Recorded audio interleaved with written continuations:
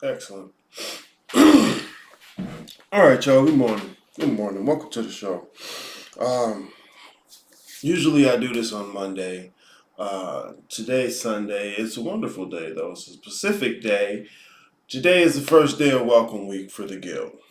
Um, I'm your host, Aries Bookman, a psycho-spiritual consultant. So consultations are not just what I offer; they're what I do. What is Welcome Week in the Guild? Okay, don't worry. I'm gonna get to fear today. I've been chewing on this one for a few days now. Um, Proper measurement is probably a few weeks, but I've been thinking about it specifically for the last few days. Anyways, Welcome Week. What is Welcome Week? Well, Welcome Week is a single week throughout the year. Throughout the year, I open up the guild 4 times a year. Thought I was gonna burp. Sorry. What is the Guild? The Guild is a continuous cohort class. We actually take an expedition through the fundamentals of practical magic, okay? We're not talking about your Kundalini back oil, okay? No melanin, no DNA, no magnetosphere, no sun gazing. I'll touch on meditation, but folks be getting caught up in meditation. Don't worry, we're going to talk about that one today, too. You're not going to be, it's not family. I'm not saying, hey, here, now you're the chosen. Okay, that's not what we're doing. Okay, you can go to church for that. Anyways, the Guild is an expedition through the fundamentals of practical magic. People are consistently interested in how to make this part of your daily life. Boom. So for 1 week, 4 times a year, I open the doors up to let new people in, and we start the expedition all over again. Okay, I closed it because I want to make sure I can focus on just those people, and I'm not spending all my time trying to take money or onboard people.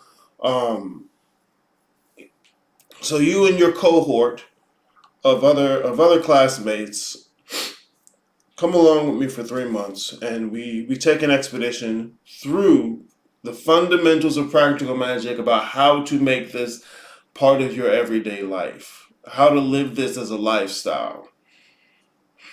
Don't worry, I'm gonna talk about y'all motherfuckers. I'm gonna tell you right now. I'm gonna talk about y'all motherfuckers, but because look, man, talk is cheap.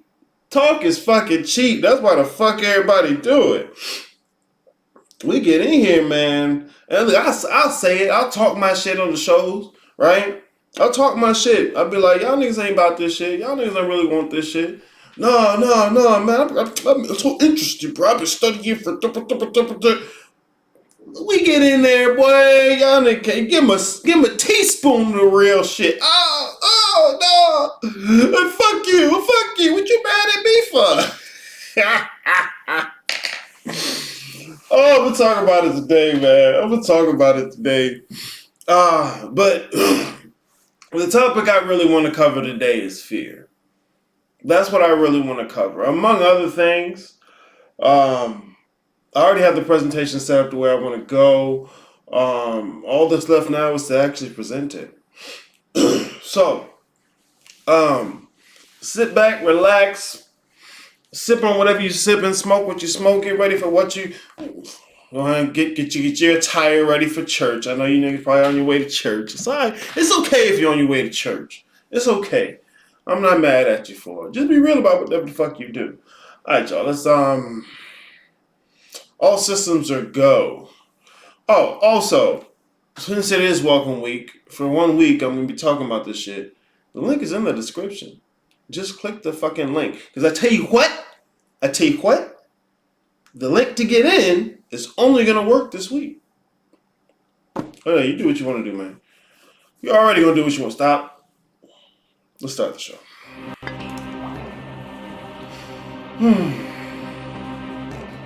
Boy, look at you. You're trying hard, too. You're proud of that bullshit. Nah. In room, you better not treat this shit like church. That's a fucking problem. Sit your ass down somewhere. Niggas really want church. They miss that shit. You have my foot in your ass.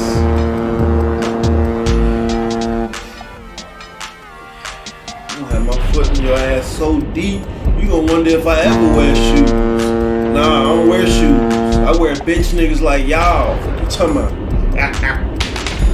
Oh, piece of shit. Oh man, bro, I'm looking at this other shit. Maybe 2 days ago, right? 2 days ago. I think it's 2 days ago. Remy, welcome to the show. But welcome to the show, man. I'm being a piece. I'm being a dick. But I am serious. This ain't church. Cause motherfuckers be looking at this shit like it's just entertainment, and so they never learn anything. It's just, oh, I feel so good listening to this in the morning. Like, nigga, shut the fuck up. Go watch Saturday morning cartoons. I don't. That's what that's for. Okay, but so I'm listening to this other thing, right? And bro, it sounds just like church. Motherfuckers is just kind of throwing metaphors around, sharing metaphors with each other, and everybody's right. Like, there's no controversy at all. Bro, the shit's church. The shit is church, man. This is why motherfuckers be mad when they come fuck with me. Cause I gotta undo all that bullshit. Cause look, check it like this, right? Okay. Cause you saying you listen to these motherfuckers, it's church, you tapping in, you building. Okay. Let's take that as granted, right? I'll give you that. You got it. If you're learning from all this, where do you self-correct? Where do you check to see whether or not what you're saying is valid? Because if you just throw everything in as valid, what are you learning? How are you learning? Like, imagine you go to math class, you know, the teacher's at the front, right? 2 + 2 is 4. Okay, cool. You raise your hand and say, so 2 + 2 is 78? And they just go, good job. Give this nigga an A. Is that learning? I mean, isn't it somebody's duty in that room to check that? To say, no, Billy, sit your dumb ass down. What the fuck you mean 78? What? It's the teacher's job to do that. But I get it though, because some folks they want the kindergarten experience, but they want to have the clout like they just finished a college course. And so they want to walk in and show the teacher whatever the fuck they got. That macaroni picture, right? Because how you get a macaroni picture wrong, right? When you're doing macaroni pictures, everybody right. It don't matter what the fuck you bring the teacher. Little Peter, right? He can put all his macaroni in a nice line, get the colors straight, do some Picasso shit. But it'll be equal to Gunther over here, who just kind of put glitter and glue everywhere and just hope it stick. In kindergarten, the teacher gonna look at both of those and say, check, fire. We tapping in today, y'all. That what you want? Yeah, that's what you want. That's what you want. See, look, you think I'm being a dick. Watch. Because anywhere else you go, that's what's going to happen. They're going to have 3-4 people on the panel, right? Everybody agree.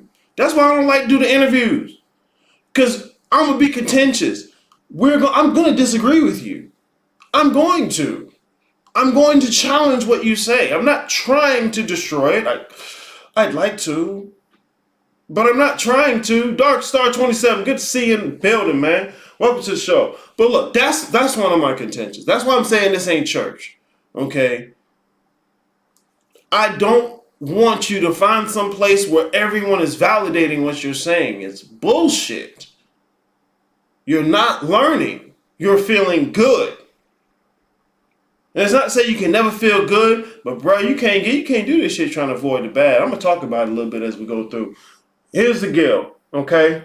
Like I said, the link is in the fucking description. Nah, it's too much to click a link. You too cool for that. Whatever. Whatever. Do your thing, bro. I go look. You know where to find me. I'm not hard to find. When I come around. I'm really feeling that song right now. I'm learning on guitar. I'm really feeling that song right now. I'm not even. Oh, anyways. Sorry. I'm getting into my shit. Alright, I got a presentation for you today. Last thing I'm going to talk about for the guild at this moment. Not the last thing. I'm going to talk about it again today. Like I said, you click the link, it takes you to the details. You'll see some of the basic ideas that are taught in the guild. I use the Bookman model because people are generally trying to teach you an ancient cosmology that you don't actually believe. So you just get a bunch of new words and you start saying the new words, right? You just say a bunch of Sanskrit words and you feel you're on the upper echelon, right? Because you saying new words, right? I get the feeling, bro. I get the feeling, but look, that's not the case. It's not the case. It can't be the case. I say that shit so much, but it's like whatever the fuck, right? Some of the basic ideas that are taught in the guild. What the fuck the guild is, and the calendar. So you can see when we doing what we doing and how that shit work. I got the whole calendar. I got the calendar for the whole year, bro. We're going into the fall season. All right, we're coming into the fall season. It's gonna be October, November, and December. You click the link, bro. You can see all this shit. The images downloaded, whatever the fuck, right? So, what are we talking about today? Let's get into the presentation, my nigga. Let's get into the presentation, okay? I was watching this. Well, I've watched this video a few times, and I've been meaning to cut it up, and so I recently cut it up, chopped and screwed the shit, made it appropriate for presentation. And so that's what we're gonna do. All right, peep.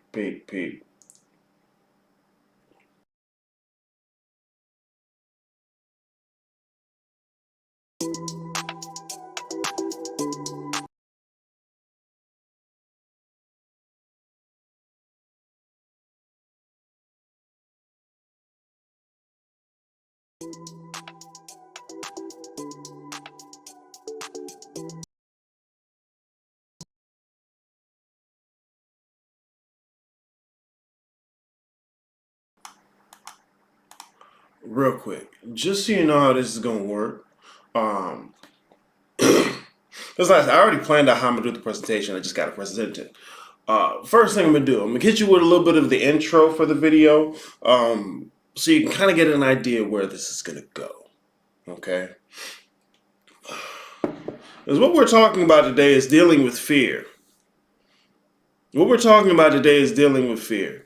The most consistent issue in talking to people, whether or not it's the guild, or consultations, DMs, the most consistent issue is fear. Now, when I say that, I'm not telling you have no fear. No, not at all. If I wanted to say have no fear, I could just say have no fear, like I just did 3 times. I'm not telling you to have no fear. What I'm pointing to is your allegiance to it. Like just like the shit I was watching the other day, man. Motherfuckers they're basically worshiping money. Real shit. They ain't got no other methodologies other than money manifesting.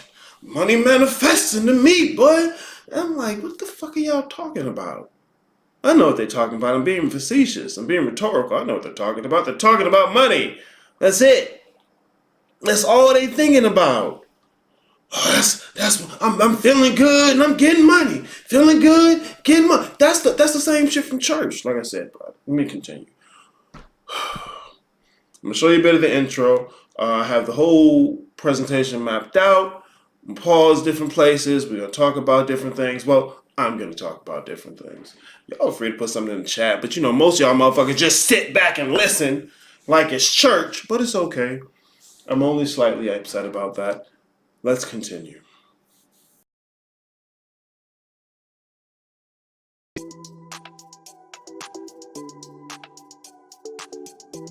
But this individualistic, commodified comfort zone way in which we've appropriated spirituality, I think that is where I would point the critical finger.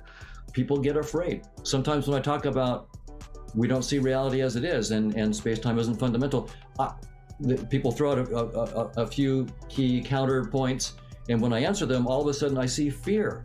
And that's this personal aspect of this thing. This is not just an intellectual brain in the vat thing. First of all, if you look in these traditions, and when I teach meditation, I do the same thing. They warn about all kinds of things that can happen to you.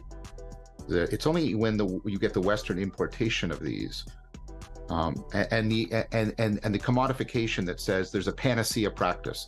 There's a single practice you can do that will bring you bliss or something. And I think this is pernicious bullshit.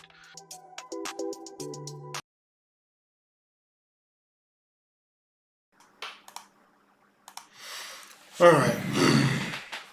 All right, Vermi, you tell me it's a joke now. Cause look, motherfucker, you know how motherfuckers will do you, right? They'll say some shit they was serious about it. As soon as you push back, nah, it was a joke. I was just joking. I ain't now. Look, I ain't gonna tell you lying, but I'll tell you I'm suspicious. Hold on, let me grab this piece of paper real quick. Oh man. Oh man. Cause real shit, man, some folks ain't joking about that, man. Peace, family. Peace, fam. That's what nigga want to hear. Peace, family. I finally found my family. You know, trying to recover from the fact that their family didn't do what they thought they should do. And that get into the shadow work, bro. I'm telling you, bro. The fucking fear. So, a few things we saw there in the interview. First and foremost, this narcissistic, safe space spirituality. Narcissistic, safe space spirituality. What do I mean by that? And like I said, we're going to go through it. But to tell you what I'm going to tell you before I tell you. This, one example that I can give you of this is the idea that someone can teach you shadow work without the shit. Without it stinking. Without it hurting. It's not going to work. It's not going to work. So there's no safe space when it's coming to this spirituality. This shit ain't about you manifesting a better life. Look, you can do that, but that's not what it's for.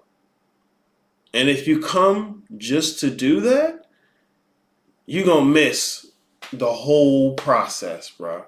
But it's cool. That's what happens. Like, par for the course. I'll tell them, hey man, that's the only reason you're really here. Nah, it's not me. I don't do it like that, but I don't do it like that. Okay, cool. I see you, man. 4 or 5 weeks in, it hit them, and they can't deny it. So they come back, damn, bro, you was right, man. I was really just looking for da da da da da da. And nigga, I know that's what I said. I know you said it, but I didn't want to believe it. I know you didn't want to believe it. Look.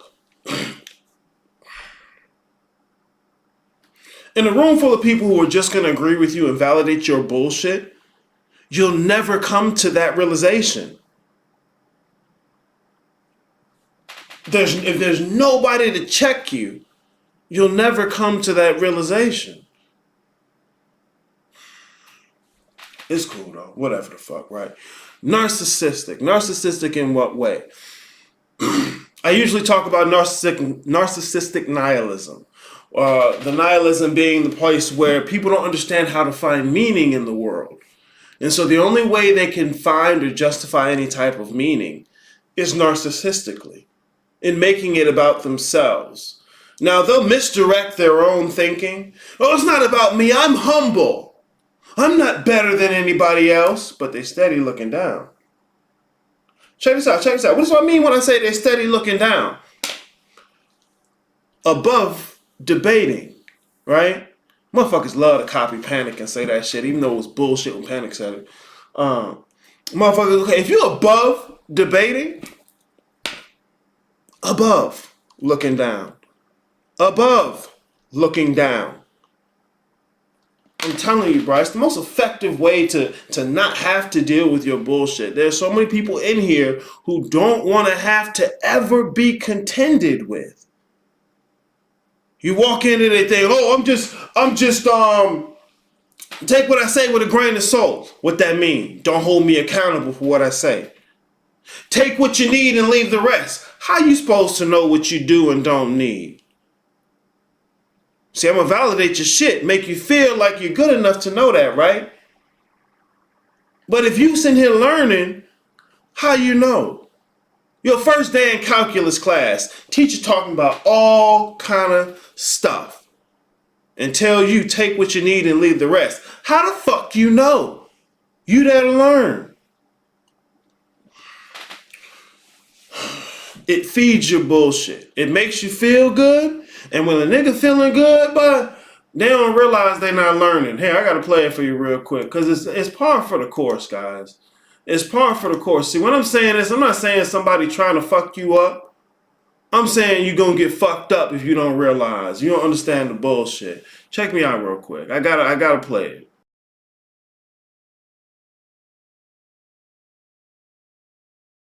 And if everybody agreeing on the same thing, somebody wrong. You see? Check? Check. All right then. They play on your emotion. Saying nothing well and playing on your emotion. Tell a person what they want to hear and say nothing well. You can say nothing if you can say it well. They play on your emotion.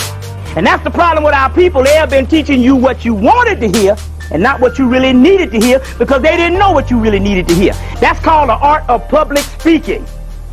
They play on your emotion. So that's getting your emotion up to a certain level, and you thinking that's spiritual. That's emotionalism. They play on your emotion. And they'd come up and they would come into some stuff and they would be talking all this good stuff, and people, yeah. But everybody's ignorant. You see what I'm saying? They play on your emotion. And if everybody agreeing on the same thing, somebody wrong. You see? Check? Yeah. All right then.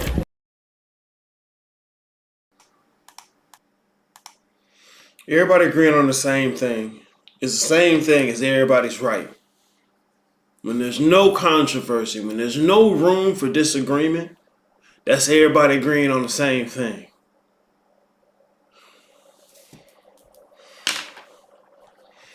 Motherfuckers ain't teaching you what you need to know. They teaching you what you want to hear. Why? Because you'll eat it the fuck up.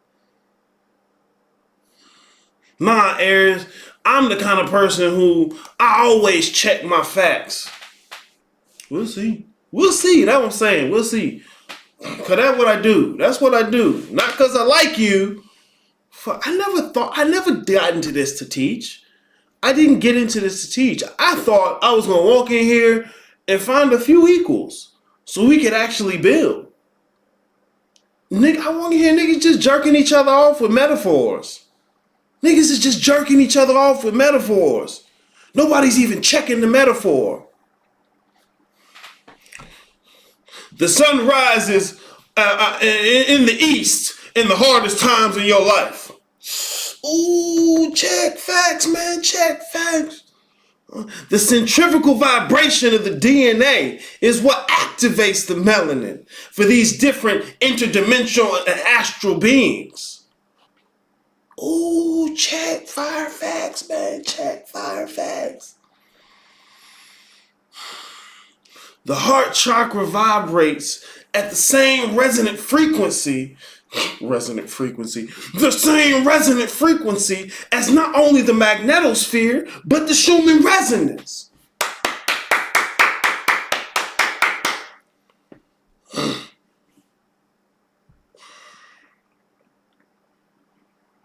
And nobody will say nothing. No one's allowed to check that shit. So this safe space, narcissistic bullshit ain't spirituality. It's cap. It's cap. Folks will say metaphysics is cap. Metaphysics is a branch of philosophy. I've been saying this shit for years now. But people don't want to have to look at where they've been fucking up. It's all right. So that's the narcissistic bullshit, right? safe zone spirituality. The next thing is the deep fear that people are using spirituality to try and avoid. See, this is part of the reason they like hearing what they want to hear and not what they need to hear, because they're only interested in spirituality to try and gain power because they feel powerless, or to avoid something they're fearful of. And once again, it's not to say don't have fear. Fear has its utility. It has a thing it's doing. It's supposed to be there. But it's your allegiance to that fear that is the issue. It's your allegiance, your relationship to the fear that is the issue. This is why I say play to win and stop playing not to lose. Most people are playing not to lose. They're deciding what to do based on what they want to avoid, what they don't want to happen. That's playing not to lose. You want to play to win. See, this is what happens when you fake it till you make it, Jimmy. You end up faking making it. And you just say what the fuck ever because no one's going to challenge it. But I don't know how many times I get on somebody's ass. They mad at me for anywhere from a day to a year. And they come back and routinely, Aries, you were the only person that ever challenged me on any of this shit. They don't tell me that until after they stop being mad. Routinely. Aries, you're the only person that ever challenged me. I thought I was going to walk into a place where it would be routine for motherfuckers to challenge each other. Niggas is ready to challenge a Christian. Yeah, right? See? I'm sorry, that's my shit on it. I'm getting my shit all over your shit and the shit is shitty. Excuse me. The last part, some of the dark side of meditation, if you will. All right, the meditation practices are not something that arose in the Western traditions themselves.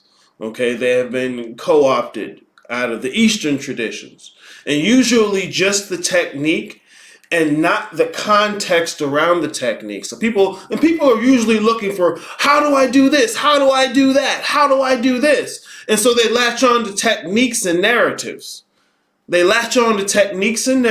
Okay? So one of the techniques that people get meditation and they feel they'll hit the upper room. They ready to start giving out hints and tips. All they got in their pocket is meditation. See, meditation is a basic beginner practice for initiates. It don't even take you all the way through initiation, bro. It's like, it's some way. It's not even wax on and wax off. It's just wax off. Right? You remember Miss Miyagi? You taught you to wax on, wax off, and you had to master that before you could start hitting the... And you didn't even know you was going to get none of that, right? Motherfuckers do some wax off and start telling you how they do it. Nah, bruh. Nah, you ain't hit no kung fu yet, but you can't tell them that. Why? Because everybody right. Motherfuckers are so caught up in what they want to believe and don't contend with what they do believe. And they're like, okay, how do I start looking at what I believe? First place, what are you afraid of? Because that's what's the most real. When you don't know how to figure out none of this stuff, look at that first. Because ain't nobody scared of something they don't think is real. So you want to see what you really believe? What you scared of? What you scared of? Once again, it's not don't have fear. It's your relationship to it. Let's jump into this, man. A shitty situation. I'm good for those. I'm good for a shitty situation. Oh, man. I'm kind of pissed. I'm sorry. I did this to myself. Fuck. I'll continue. This isn't about me. I'm a piece of shit. I tell you I'm a piece of shit. I'm awful. I'm a dick. But I'm not wrong.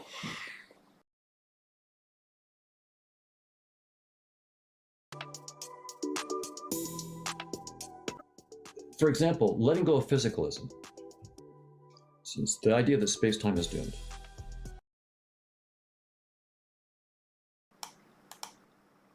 I had to jump on this one first. Here, let me lower this a little bit so we can make sure we can see what we're looking at here. Ooh, I might start running it like this. That ain't too bad. That ain't too bad. Hey, that ain't too bad. All right. This is something I've been talking about for a while. Because once again, metaphysics is philosophy. Metaphysics is philosophy. It's not spooky sounding science. Okay? A lot of people, they just say the word metaphysics because it sounds good. It's like word dressing for them. It's like, you remember SpongeBob learned the word seasoning in that episode? He walking around saying some bullshit all day. Yeah, that's what people would do. Look, metaphysics is a branch of philosophy. Why am I saying that? What you want to address, first and foremost, is the metaphysics that you're using. And there's a few reasons why, okay? The metaphysics you're using will inform the methodologies you're using, all right? Because people are interested in, how do I do this? Make it practical for me. Okay, cool. But the real reason you want to do it is because at present, most everybody in the West, and it's gone global in many different ways, but let me continue. Most people's metaphysics is physicalism, is materialism. Now, let's dip into that real quick and see what this is, okay? Because the first thing, and this is Dr. Donald Hoffman, he's going to talk about is the idea that physicalism, space-time is doomed. It's done. It's not fundamental. Okay, most people who are teaching you spirituality, physicalism is fundamental. Space-time is fundamental. They're teaching you about spooky back oil. That's space-time. Melanin, space-time. DNA, space-time. Schumann resonance, magnetosphere, dark energy, dark matter, 0-point energy. Space-time. They're telling you that these things are fundamentals of their spiritual systems, but these things ain't even fundamentals of reality at all. And the same scientists who are giving you these notions are telling you, bruh, that's not what the tool is for. That's not what we're talking about. The motherfuckers they hype on a narrative that somebody's trying to hide something from them and can't recognize the smell of their own bullshit. Continuing, I'm sorry. Physicalism is the view that everything is fundamentally physical, that there is nothing over and above the physical, or that everything is produced by the physical. Well, so you may have a reaction. Areas, I don't believe that. There's so many things beyond the physical. Okay. Like I said, talk is cheap. Talk is cheap. This is how you know this is usually a lie, that people say, I believe there's more than the physical. Because what they do is, reading the spiritual text, the metaphysical concepts and ideas, they always reduce it to something physical. Okay? Oh, look at chakras. What are chakras, they tell you? Glands in the body. What's that? Reduce it to something physical. Oh, well, the black sun, black dot. What is it? Something physical again, don't they? Melanin. The land of milk and honey, what do they do to it? Reduce it to something physical again. Why? Why are they consistently taking these ideas and reducing them to something physical? Because what they actually believe is what makes something real is when you can correspond it with physical. Why? Because for them, physical is most real. It's very simple. See, most people don't get into philosophy. They don't get into logic. All right, so look, physicalism encompasses matter. Okay? Anytime somebody is reducing one of these metaphysical or spiritual concepts to matter, it's physicalism. It's physicalism with extra steps. Okay? And real shit, real quick. Real shit. Real quick. Why this is an issue, bro? The physicalism is made not to be able to do this spiritual stuff you're talking about. As a matter of fact, physicalism is made not to be conducive with spirituality. It's like bleach, bro. The same way bleach is made not to support life at all, physicalism is like that. There's no you in a physicalist description of reality. On purpose. Like, you don't look at bleach and say, bleach should be able to support the life of this cellular biology. No. It's made literally not to do that. Physicalism, the Cartesian project, Descartes, the whole dual system of objective and subjective, mind and matter, where they've created their own fucking issue. It's made not to be conducive to spirituality, but what a lot of people are doing this is why it's pseudoscience, is they take physicalism and just add spooky words. That's why they'll have you thinking chakras is all in the body and it's about raising your spooky back oil. It's about vibrating particles in melanin, right? Melanin particles. That's how you know these motherfuckers don't actually do no research. Melanin has carbon in it. It isn't carbon. 666. No, stop. See, when you're in rooms with people who just say whatever, you can't learn. There has to be controversy. You think it's because we look for physical results in our work, like wanting a different life, expecting physical life to change? Well, the reason people, and thank you, Doc Star, the reason people are doing that is because they're physicalists. What is most real is what is physical. This is why people will claim to understand these different spiritual concepts and say, okay, I get all that. Now, how do I make it practical? What they really mean is, how do I do this in the physical world? Why? Because the physical is most real. Well, I'm not going to tell you can't do that, but you can't use physicalism. It's literally made not to do that. It's literally made not to do that. See, this is part of the reason history is important, philosophy is important. Understanding where the concepts you use come from. See, it's fun to suddenly have melanin because you think you slick saying something about white folks, right? Haha, where's your you melanin, white man? Haha, it's all about the melanin. Bro, you don't even study none of that. You don't even study what the fuck these biological sciences are, these theoretical frameworks are. See, when I say theoretical, I'm not saying it's not real or it's fake. Okay.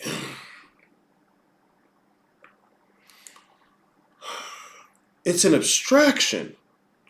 More specifically, it's an abstraction that's only used to predict behavior. Things like cells, melanin, physics in general, quantum physics. See, don't go there. I'm telling you it's the same thing. Quantum physics. These are theoretical frameworks, abstractions that are used to predict behavior. They don't tell you what a thing is. You need the philosophers for that. As I say, metaphysics is a branch of philosophy, but motherfuckers ain't doing metaphysics. They're doing spooky pseudoscience in rooms where they just jerk each other off with metaphors and nobody challenges anything. You want to look at the metaphysics you're using because physicalism is not conducive to spirituality. Why? What spirituality is talking about your connection or coherence with reality beyond the physical. With physicalism, there isn't reality beyond the physical. That's the point. Would you suggest that there's other timelines or universes, which is why people think they're spiritual planes, when they're just other realities? Let me read that again. Would you suggest that there's other timelines or universes, which is why people think they're spiritual planes, when they're just other realities. I think people's misuse of the word spiritual or their arbitrary use of the word spiritual is what confuses things. Like that's what I'm saying. When you get this stuff from rooms of people who don't question anything, they just throw any word out any way they want to, and so there's no coherence. The brain just filters them out.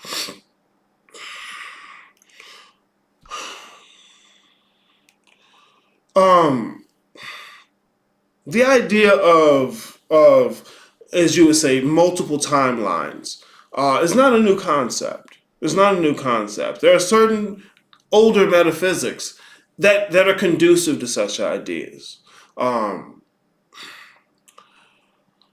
Would you suggest that there's other timelines or universes? I mean, I could agree, but I'm not the one suggesting it. Like I said, there's multiple metaphysics that do this.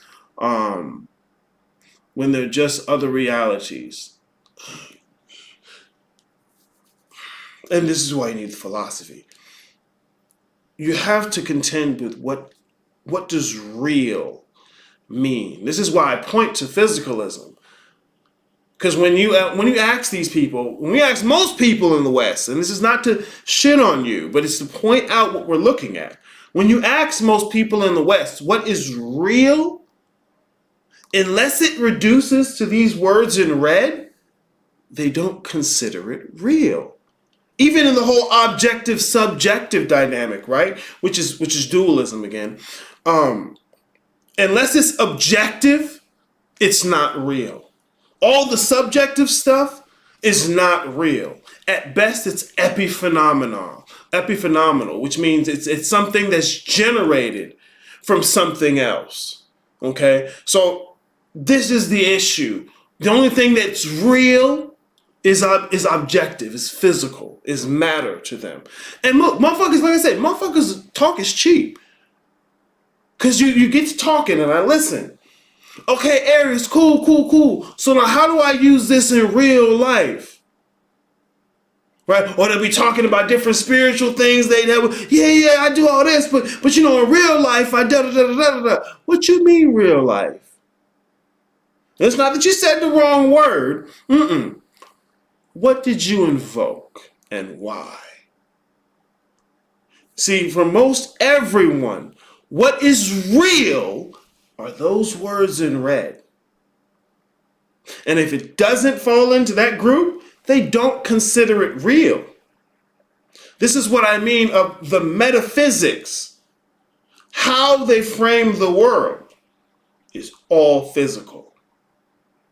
And they try and put spiritual words on these things. Let me look at the ones. Look, matter, energy, physical laws, that means physics. Even quantum physics. Okay? Physical laws. Space-time and its structures. Okay? So space-time, and Donald Hoffman is going to talk about this here in a second. Space-time is not fundamental to reality. It is emergent. It is emergent. That means everything that's in it is not fundamental to reality. The same way Super Mario's world is emergent from the cartridge in the console. That means because that whole world is emergent, all the things you find in it are also emergent, and they're not fundamental. Okay? Space-time and its structures. Melanin, DNA, cell biology, metabolism is the occult cellular. It sounds nice. It's kind of what you want to hear because you think you understand biology, but you don't. Because motherfuckers don't do no research. They just repeat shit. Physical processes, metabolism, sense information, brain states, and energetic functions, among other things, as described by physics and other sciences as part of the physical. That is physicalism. Okay? Look, it's good for predicting behavior. This is why you can make all these cool, wonderful innovations and technologies. It's great for predicting behavior within the confines of space-time. It's great for predicting behavior within the confines of space-time. I will not deny it. I'm not telling you to get rid of it or throw it away. What I'm telling you is it's not conducive to spirituality. on purpose. It's literally made to do that. It's literally made to do that. I went to a funeral Friday and the preacher was invoking physicalism and was trying to throw some spiritual shit in there. Yeah, look, Christianity, the metaphysics that the people who created Christianity had is not the metaphysics that people today have. This is why a lot of people are leaving religions, because the metaphysics they hold today isn't conducive to any religions. It's like for centuries, motherfuckers had a cup of water and, shit, the system was working fine. But now people have adopted a cup of bleach and they're like, yo, I don't feel so good, man. I don't understand. This is a post-European Enlightenment metaphysics. This is what I mean by the Cartesian project. Descartes. I think, therefore I am. The cogito ergo sum. All right, like this is the root of contemporary metaphysics. This dualism of objective and subjective, mind and matter. It's a dualism. Even Descartes couldn't reconcile it. Okay? Last thing I'm going to say on physicalism. Last thing. Because he's going to talk about it. I'll give you two descriptions of the world.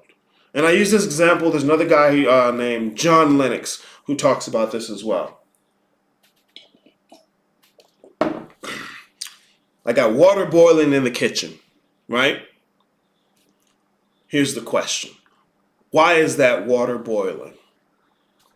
Physicalist description, right? I'll give you the physicalist description. The heat from the flame on the propane gas that's burning the oxygen is exciting the water molecules within the iron or the metal of the pot. The metal is transmitting the potential and kinetic energy from the heat of the flame into the medium of the water molecules.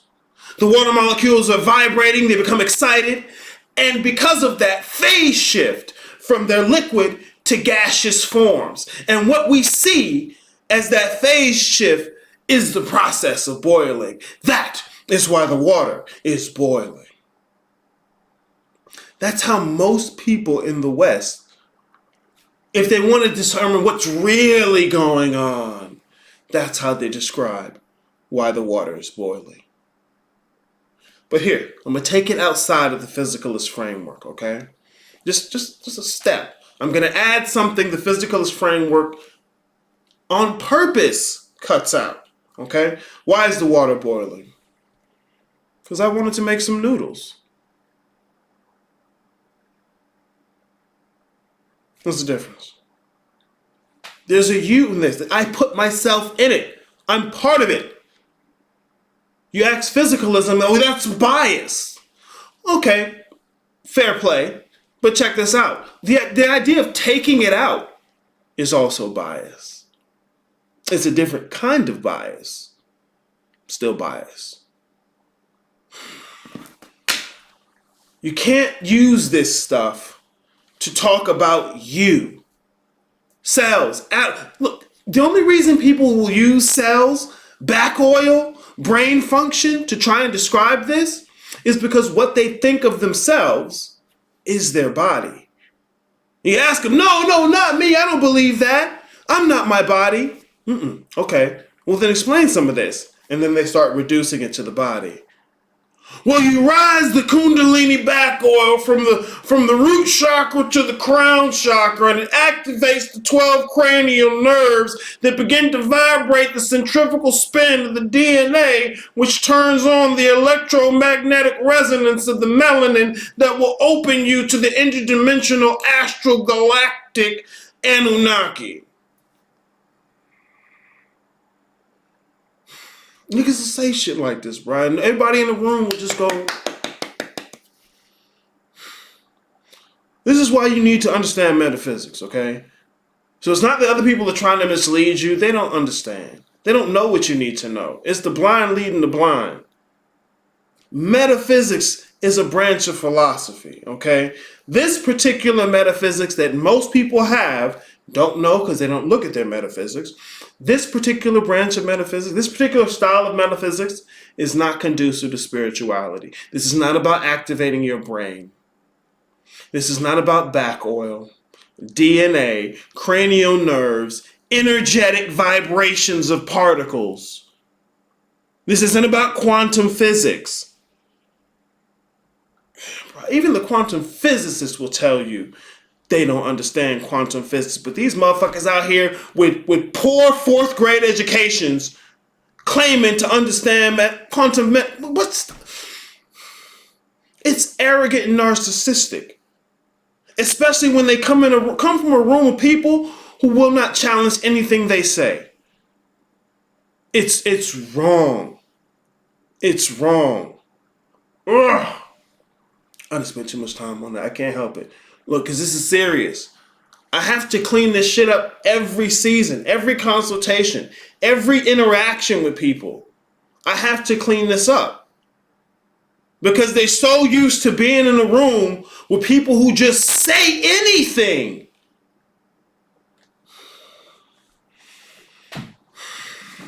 Excuse me. Let me continue. Ladies and gentlemen, Dr. Donald Hoffman. Mathematical physicist. Okay? So you want to talk about physics? Because this is if you motherfuckers is talking about matter and energy, you need to debate some physicists. You need to converse with academically trained physicists. Not some motherfucker over here above debate. That's dumb. That's arrogant. It's disingenuous.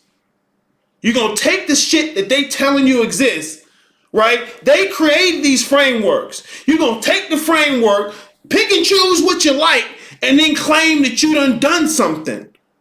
Ain't you mad at Christians about that? Well, what Christians do, right? Take the Bible, pick and choose what they like, and then say they know.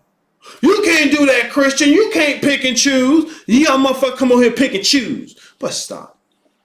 Mathematical physicist. Ladies and gentlemen, Dr. Donald Hoffman.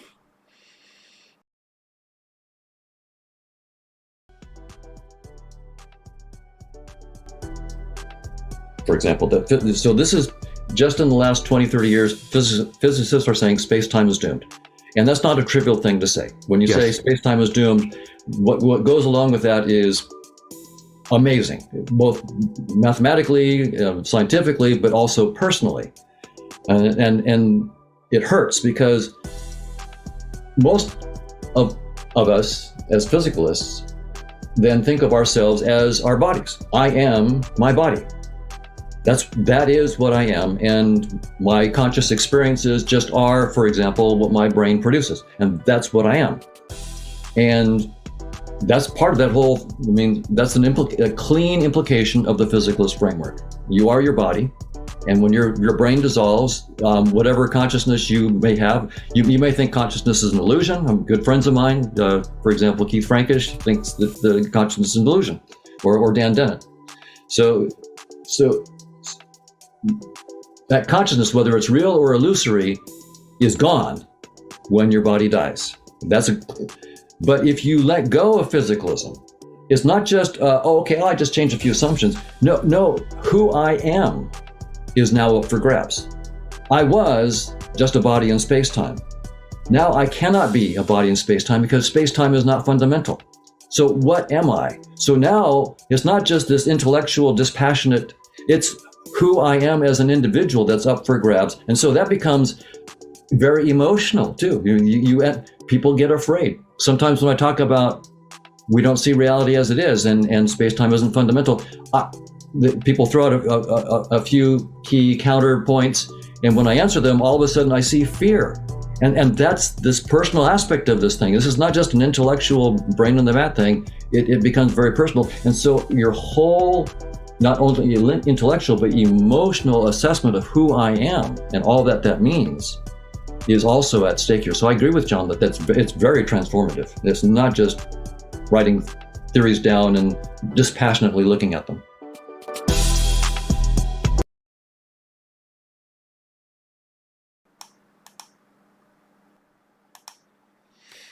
Oh, Dickie, good to see you in the chat. Welcome to the show, man. So you watching at home, guys? You have the opportunity to be honest with yourself about whether or not you understood what he just said. You can run it back and listen to it another 3 times. I even showed you the original place I get the video from. You can watch the whole thing if you like. You can pause this, not finish it, and go question whether or not you understood that. You won't. How you fucking feel, right? Look, me saying physicalism isn't conducive to spirituality. Him saying space-time is doomed. It's not fundamental to reality. Okay? This isn't just theorizing. This isn't just arm's length theorizing, because that's what people like to do. That's what they've learned from this Western mindset. This physicalist mindset is, I'm going to the Cartesian project. I'm going to explain it at arm's length, and now this is more efficient. Remember I said, why is the water boiling? And I gave you the long explanation about particles and kinetic energy. That's arm's length. There's no me in there. It's arm's length theorizing. That's been comfortable for people. See, this isn't just throwing away a few assumptions about reality. Letting go of physicalism means completely changing not only what you think reality is, but what you is in context of that. This is why I say people secretly really think what they are is their body. And I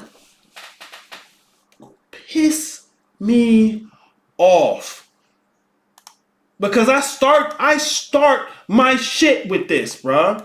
I start my shit with this routinely. When we're in the guild, bruh. The teaching material I use, or I call them the black books. And all the black books, the first few pages are the same. Why? Because it's always the same line of reasoning. I have what are called the agreed axioms. Most everybody in the spiritual community will agree with these in some form or fashion, out their mouth. If you say it, yeah, that's right, yeah, I agree with that. Probably because they used to just fucking cheering and everything. Anyways, when I use the Bookman model, when I teach people about the fundamentals of practical magic, we have to start our line of thinking somewhere. Every theoretical framework does this. Cosmologies do this. Okay, particle physics. Where do you start your thinking? What are the agreed axioms? Can you agree to the Big Bang? If you can agree to the Big Bang, I can explain the rest of it from you from there. Okay, cool, wonderful. You give them the Big Bang, I agree, boom, they explain the rest of it from there, right? Christianity. Well, God created the earth in 7 days. Can you agree to that? If you can, boom, I can explain the rest to you. All frameworks need that, okay? They all need axioms. Once again, people don't think about their thinking. They don't know metaphysics. They don't look at philosophy. Anyways, sorry. Once again, I'm a little pissed. Most people in the spiritual community will agree with these 2 axioms. But like I say, talk is fucking cheap. I am not my physical body, or I am more than my physical body. Yeah, Aries! Yeah, I agree. Yeah, I like that. Yeah, I'm not just my body.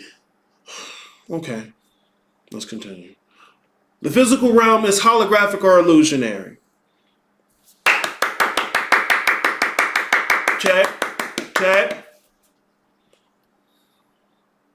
Talk is cheap. And this is what I find consistently. As soon as we put this to the test, that's not what people really believe. It's not. What people really believe is what they are is their body. The idea of what is you don't extend anywhere else. And this is how some people will try and slick get around that, right? This is how some people will slick try and get around that. Oh, what I am is all of the universe. I am everything. It's cap. That's not something you can identify. Just like, I think it was last week, dude came in talking about I'm the dweller. Violet purple flame, right? Where he's trying to identify with the one above all, right? The one thing that is all things. He's trying to come in here and identify as that. This is the problem with that. Once again, thinking about your thinking, guys. That don't have identity. That don't have motivations, desires, perspective. This is the problem with that. The one thing that wanted to know itself, through itself, in itself, by itself, with itself, to itself, is bullshit. It's word salad. The one thing that's all things is just that. One thing. It has no perspective, because that perspective itself is something other than the one thing. And the one thing's only one thing. There is no place that it is, because the place would be something other than the one thing. There is no thought, feelings, motivations that it has, because motivations, feelings, and thoughts are all something other than just the one thing. And that is what the one thing is. Just one thing. See, people say that motivationally, inspirationally. I'm everything. I'm all of the universe. I am the force that swings the pendulum to the left and the right. I'm the left swing. I'm the right swing. I'm the middle swing. I'm all these swings. It feels good to say it. I get that. You know, you had a hard day working at Kroger bagging the groceries. Some lady almost spit on you because you put your pasta with the meats, and she's mad at you, and you like, bitch, fuck you. But you can't say that. You're at work. You gotta shut your mouth. So what do? You motivate yourself. Feel good for a second. You rise above it. You detach from it, right? Bitch, hold on. I'm the left and the right and the middle swing. I'm the left and the right. I'm all these gods. Inner peace. Inner peace. You regulate your emotions a little, right? You motivate and inspire yourself. And that's as far as motherfuckers understand this shit. Feel good. How do I control my emotions? Why you want to control them? Because there's emotions you're avoiding, like fear. Oh, yeah. I've been saying what is you niggas for a few years now. And look, just like you say, they'll try and give you a few key counterpoints to repeat some of the shit they hear, right? I'm everything. Well, I'm the universe. Was you the universe when you stepped on that cockroach yesterday? How about, was you the universe when you flushed the shit that you shat? That shit was the universe. Why you just flush it like that? Huh? How about them chicken wings? You still the universe then? Right? No, you Jeremy. You Jeremy and Jeremy hungry. Fuck you talking about? Quit playing. Quit playing.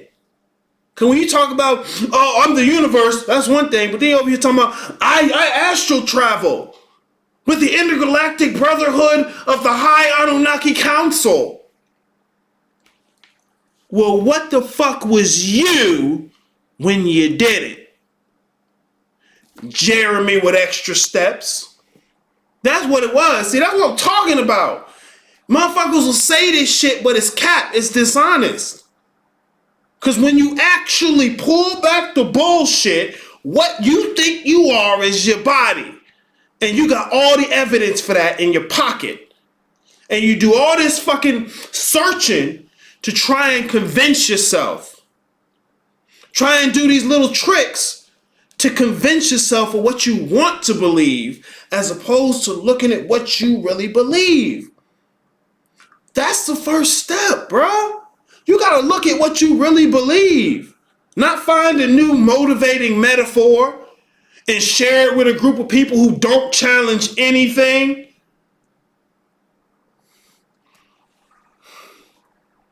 This is what people get.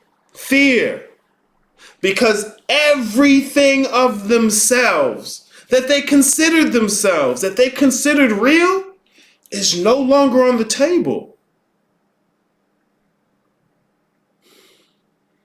When I take away all your space-time, your body, and everything you considered you was that, it's scary. And it's not to make fun of somebody. It's honest. But you cannot avoid that with motivations and metaphor. Motherfuckers gonna try though. Fuck you mean? God, I'm pissed.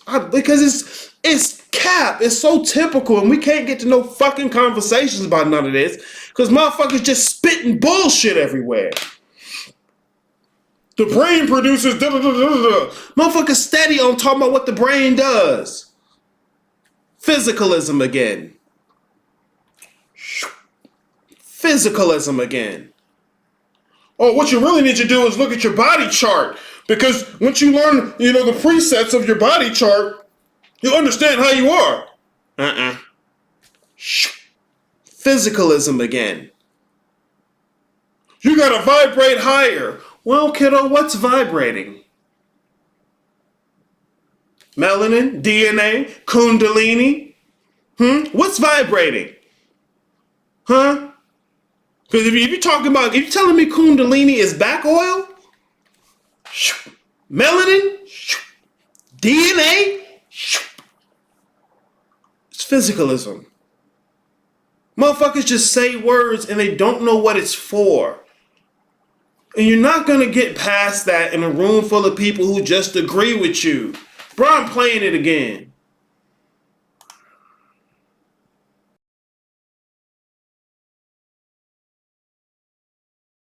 And if everybody agreeing on the same thing, somebody wrong. You see? Check? Check. All right then. They play on your emotion. Saying nothing well and playing on your emotion. Tell a person what they want to hear and say nothing well. You can say nothing if you can say it well. They play on your emotion. And that's the problem with our people. They have been teaching you what you wanted to hear and not what you really needed to hear because they didn't know what you really needed to hear. That's called the art of public speaking. They play on your emotion. So that's getting your emotion up to a certain level, and you thinking that's spiritual, that's emotionalism. They play on your emotion. And they'd come up and they would come into some stuff and they would be talking all this good stuff and people, yeah. But everybody's ignorant. You see what I'm saying? They play on your emotion. And if everybody agreeing on the same thing, somebody wrong. You see? Check? Yeah. All right then.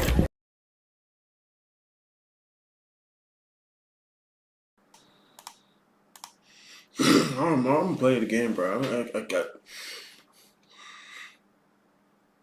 people tell you what you want to hear. One, because they don't know what you need to hear. Two, because you're gonna eat that shit the fuck up. And once your emotions is at a certain place, you'll confuse that with spiritual shit.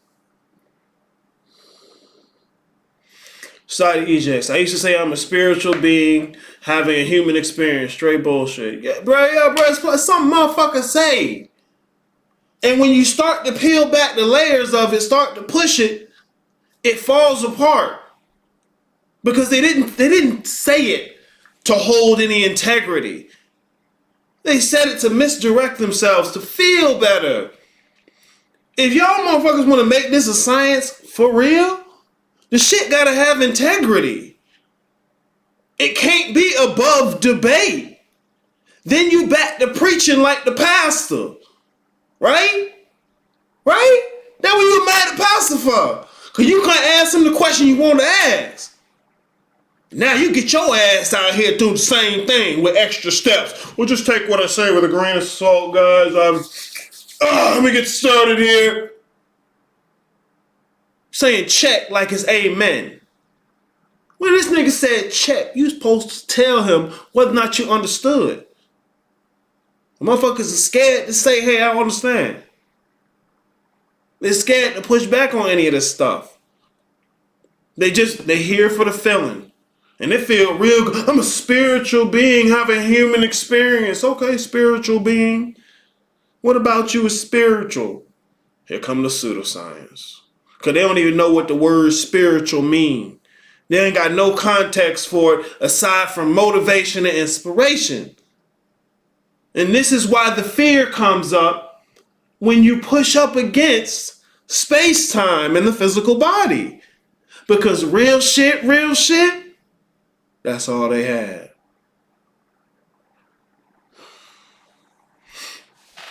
I'm gonna play this again, bro. I'm gonna play this again. I'm gonna take a pee. Come back in a second, okay? And we're gonna continue this.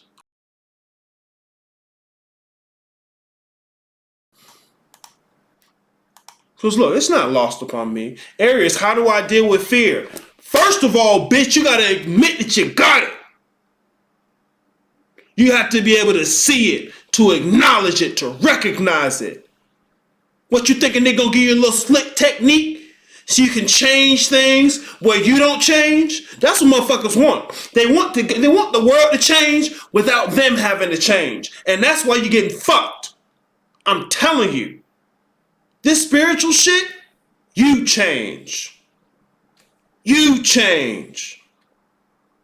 How do I do that? I can't tell you how to do it yet until we figure out what the fuck you is. Right? Because all you got in your pocket is physicalism. Particles and organs and cells. That's all you got. What the fuck is you? I say the shit, motherfucker. Nah, this ain't that, kid. You don't understand what the fuck I just said. And I'm gonna call you out on it. You can run away and not like me for a few years. I'm still gonna be here. You know where to find me. Because you're gonna come back around because you're not gonna be able to unhear what the fuck I just said. You're not gonna be able to unsee what I show you. So you can run. Go ahead. Daddy's home. You'll see me again. Because ain't nobody else talking about this shit in this motherfucking groups, man. What the fuck is you? Because that's what changes. Oh, manifest some money. Shut up. Fuck. Before you can even learn to deal with your fear, you have to admit you have it. So you got to stop bullshitting yourself so you can avoid it. You got to stop bullshitting yourself trying to avoid the fear, trying to avoid the shit you don't want to be the case. That's the first fucking step.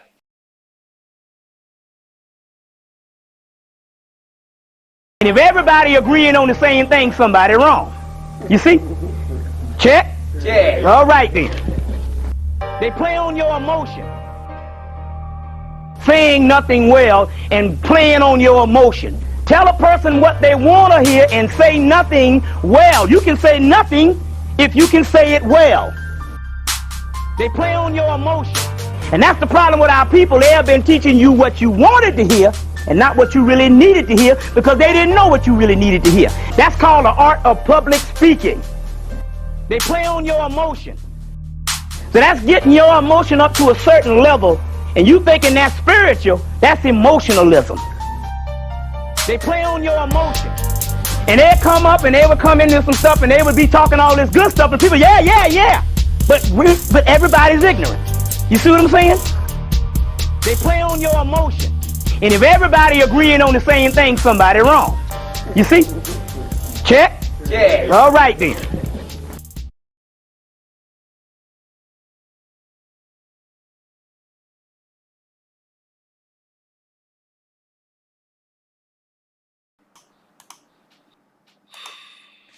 And excuse me, y'all. This is the only time I get to let this shit the fuck out. I don't do this in class. I want to. Motherfucker scared I'm gonna do it. I don't do this in class.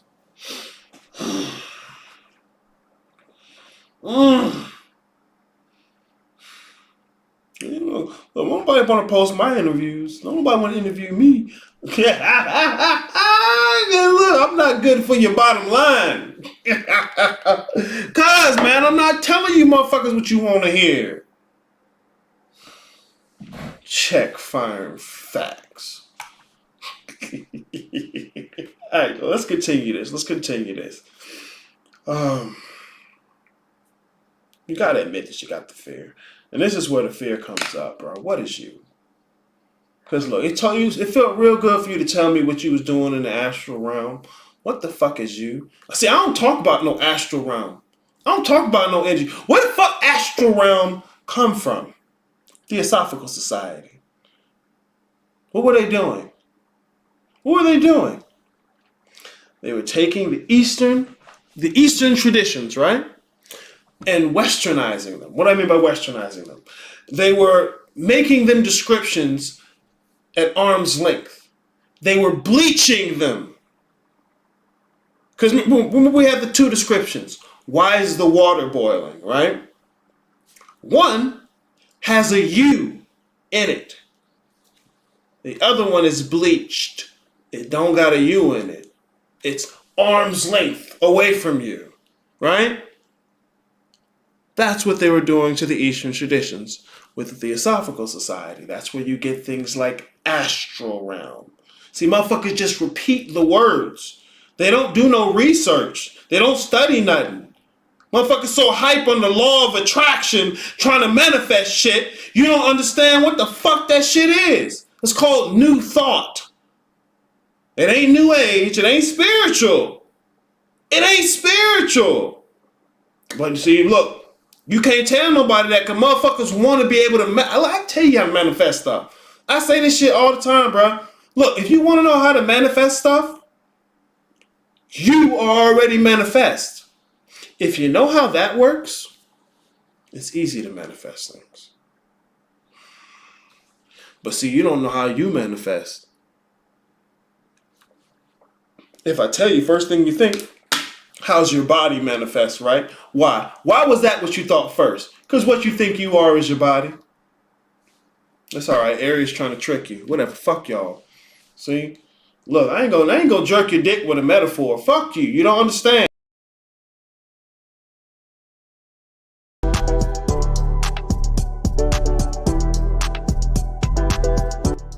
Okay, well, let's speak about a mental health aspect here, because when we're referring to changing one's identity, then it sounds like that's all some process of enlightenment and salutary if you were only to push through the fear. But then there's also psychosis and derealization and depersonalization. And generally in these more spiritual discussions, I don't hear much about the negative aspects of these transformative experiences or of contending with ideas. I know for myself, I haven't looked this up, but people told me it was like a dark night of the soul.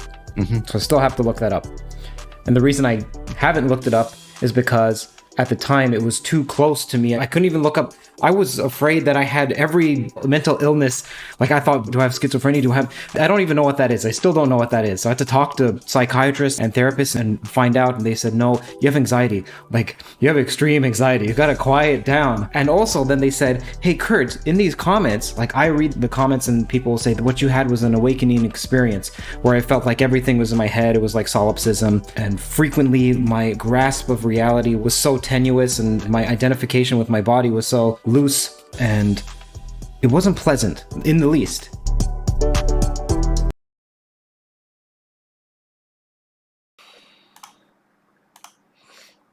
That's Kurt Jamungo. He was the one who's hosting that interview. He has a YouTube channel, Theories of Everything, where people talk about their theories of everything. It's not too bad, actually. I'd say check it out. He actually facilitates some pretty good interviews. I don't like everybody who comes on the show. And granted, I don't think I need to like him or everyone who comes on the show. You know, I like to hear the information. Especially when there's more than one person and they're willing to go back and forth. I fucking love that. Because I want the argument. If I don't understand the argument, I can't tell you whether or not I agree or disagree. Motherfuckers jump straight to whether or not they agree or disagree as if they understood the argument. That's what happens when y'all niggas don't learn, bro. You just out here telling folk whether or not you agree or disagree, and you never question whether or not you understood the argument to begin with.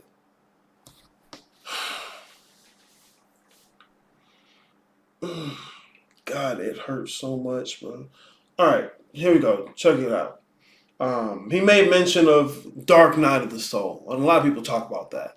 John Vivek's going to mention here in a minute. But what he was saying was, he was beginning to engage with some of this fear that comes along with a spiritual awakening. He was beginning to engage with the fear that comes along with a spiritual awakening. See, here in the West, and they're going to talk about it in the presentation, most of your teachers don't tell you about it. Or if they do, they just glaze over it. Why? 2 reasons. 1, because your hungry ass is there to eat some bullshit.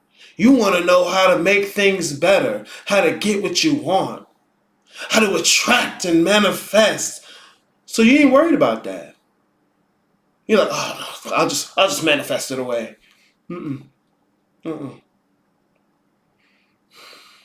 Anyone telling you that you don't get around that shit is lying. You don't get around it.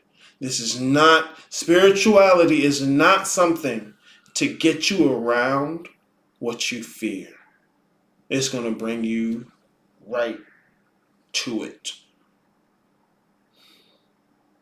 He was talking about the sense of the fear that he may have schizophrenia. I remember when I started this shit, bro, I had that one. Story time. I had that one.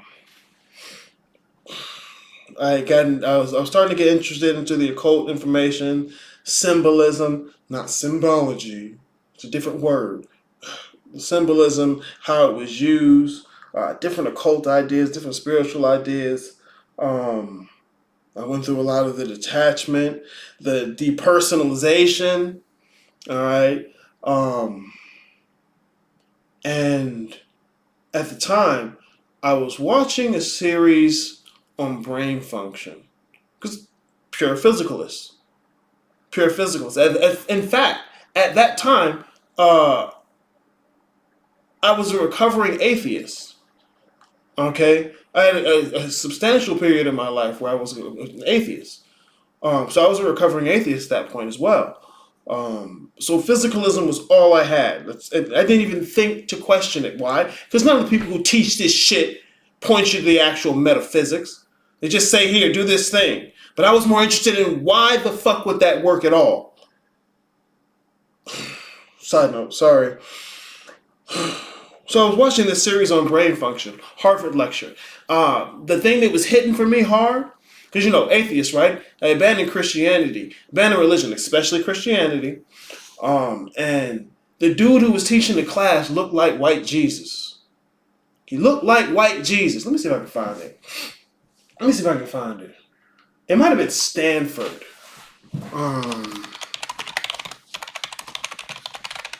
But I was watching the series, right? It has like 24, 25 different lectures in the series. And I was going through, eating it up, boy. Right? And the last installment of the series was on schizophrenia. Now, when I started, I ain't even had that shit in my head, right? As I got closer and closer to the end, I was terrified. And I couldn't have articulated this to you at the time. In retrospect, hindsight is 20/20. I was terrified that he was going to say something in that video, describe me, and I'm just done. I'm done. I'm done. And not only that, white Jesus just said it. White Jesus just came through and told me, are you crazy? You done fucked up. Oh, you done fucked up. You know you fucked up, right? You know you fucked up. Oh, yeah. Let me see. Harvard's a law school. I think it was Stanford. Let me try Stanford. I might have been right about Harvard, but let me try Stanford. Here you go. This nigga. Right? Here, let me hit it. Now, you can't hear it. Cool. But I just need you to see him. I was watching this lecture series, right? And to me, this man looked like white Jesus. I was done. I didn't know what to think. all this shit was conflicting to me. Because look, motherfuckers say they out of Christianity. This is why I be telling y'all bad Christians. It's still in you. How I know? How I know? Because I've been you. I know.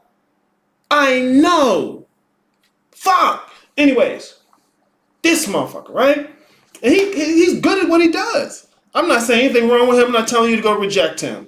Like motherfuckers had y'all out here against Neil deGrasse Tyson. Leave that man alone. But this is what was going on, right? I'm going through the detachment. I'm going through the depersonalization. I'm looking at this. I'm looking at that. I'm questioning things in ways I'd never questioned anything. And as I'm coming up on that last lecture in the series on schizophrenia, let me see here. Where's this lecture? This is Stanford. Where's the playlist? I'm gonna have to go all the way into the fucking channel to get that. But anyways, I think it was episode 24, schizophrenia. Bro, I was avoiding it like a motherfucker. I was finding so many reasons to do everything else in the world other than watch that last video. Ooh, boy, I was finding so many different things to do other than watch that last video. Ooh, boy, the fear is what will drive you nuts. See, it's not just motivation. That's not motivation, kiddo. The fear is what will drive you nuts. And not just the fear, like in itself, you're avoiding it. You're avoiding the fear is what kills you, is what drives you fucking nuts. The psychosis. See, at this point, psychosis is kind of par for the course. Especially if you motherfuckers talking about the dark shit.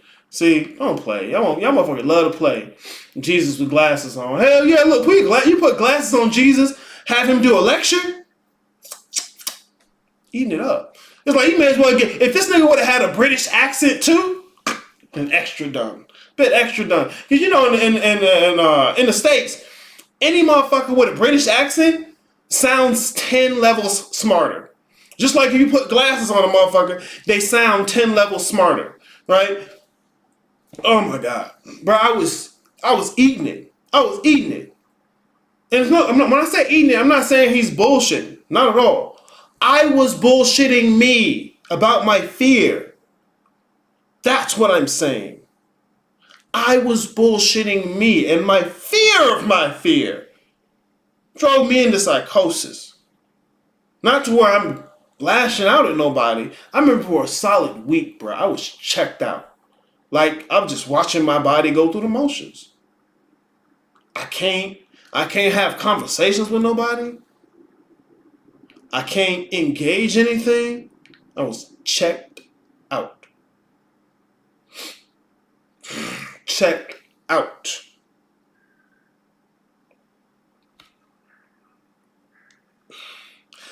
And so people don't warn you about these things. They don't facilitate you going through these things. They just say detach, right? See, I don't tell y'all niggas to detach. You gonna feel it. I'm gonna tell you some of the shit you gonna feel. All right? Most motherfuckers just say detach. It sounds good. Go within, detach. That's some middle pass shit. Motherfuckers don't even know what the fuck they talking about half the time. The fear is what will drive you insane. And I didn't come out of it until I was willing to face the fear. It wasn't even me facing the fear, at the very least willing to do it. That's what brought me out. That's why I can navigate madness very easily these days. Look, it still be madness, but I can navigate it now. It's a familiar waters. It's not something I'm avoiding.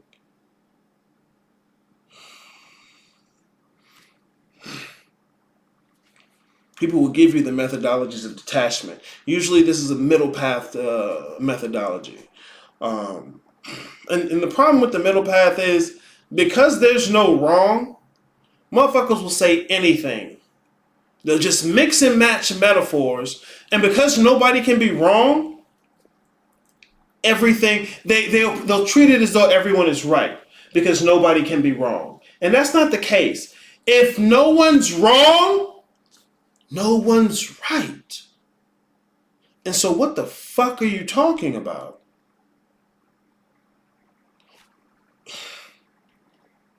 But they won't point that part out because that ain't good for your bottom line. That don't put asses in the new church seats, bruh. Society ejects. Schizophrenia is a serious mental condition of a type involving a breakdown in the relation between thought, emotion, and behavior, leading to a faulty perception, inappropriate actions, and feelings. Withdrawal from reality and personal relationships into fantasy and delusion, and a sense of mental fragmentation. Yeah, usually people with schizophrenia, an easy way to say it, is they don't know how to draw the line between their own shit and the rest of the world out here that you share with other people. They don't know how to draw the line between the two. That's an easy way to say it. I was terrified, bro. I was terrified. Hindsight is 20/20, kids. Well, look, man.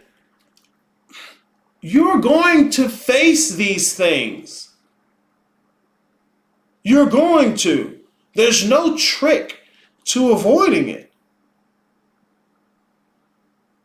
There's no trick. See, motherfuckers ain't gonna tell you that because y'all motherfuckers is really scary. That's the real shit. Y'all terrified of all kind of shit. And you in here trying to manifest power and money and avoid your fears. And you're not gonna be able to do it. You're not gonna avoid this shit. I'm so serious. First step, acknowledge that you fucking have fear. Second step, quit trying to avoid it. This ain't gonna be a fake it till you make it over here. Why? Because you just gonna fake making it. You never gonna make it. You're gonna start faking it, don't get around to making it, and just fake making it. I'm not gonna tell you to fake it till you make it. Fuck that. Face it. You're gonna have to face it. Period. Period. You're gonna have to face it. Dawson, good to see you in the chat, man. Spiritual experiences feel like that when I have them. Like what? Spiritual experiences feel like what? Feel like psychosis? Most of the reason that's gonna happen, and this is what I say, what is you? See, I ain't had nobody tell me that. The reason they feel like psychosis is because what you is way too small to be dealing with the big things you're trying to deal with. Which is why I introduce you to larger parts, a more expansive conception of self. You can't have an expansive conception of self with physicalism. All you can do is try and identify with everything. But everything ain't something you can identify as. That's the problem with that. That's why motherfuckers can only get to motivation and wish fulfillment. Even Christianity didn't try to have you identifying with everything. That's part of the reason they had Jesus. Jesus was the way. No man gets to the Father but through me. So in order to have a relationship with the Father, you had a relationship with Jesus. An intermediary, something you can grasp.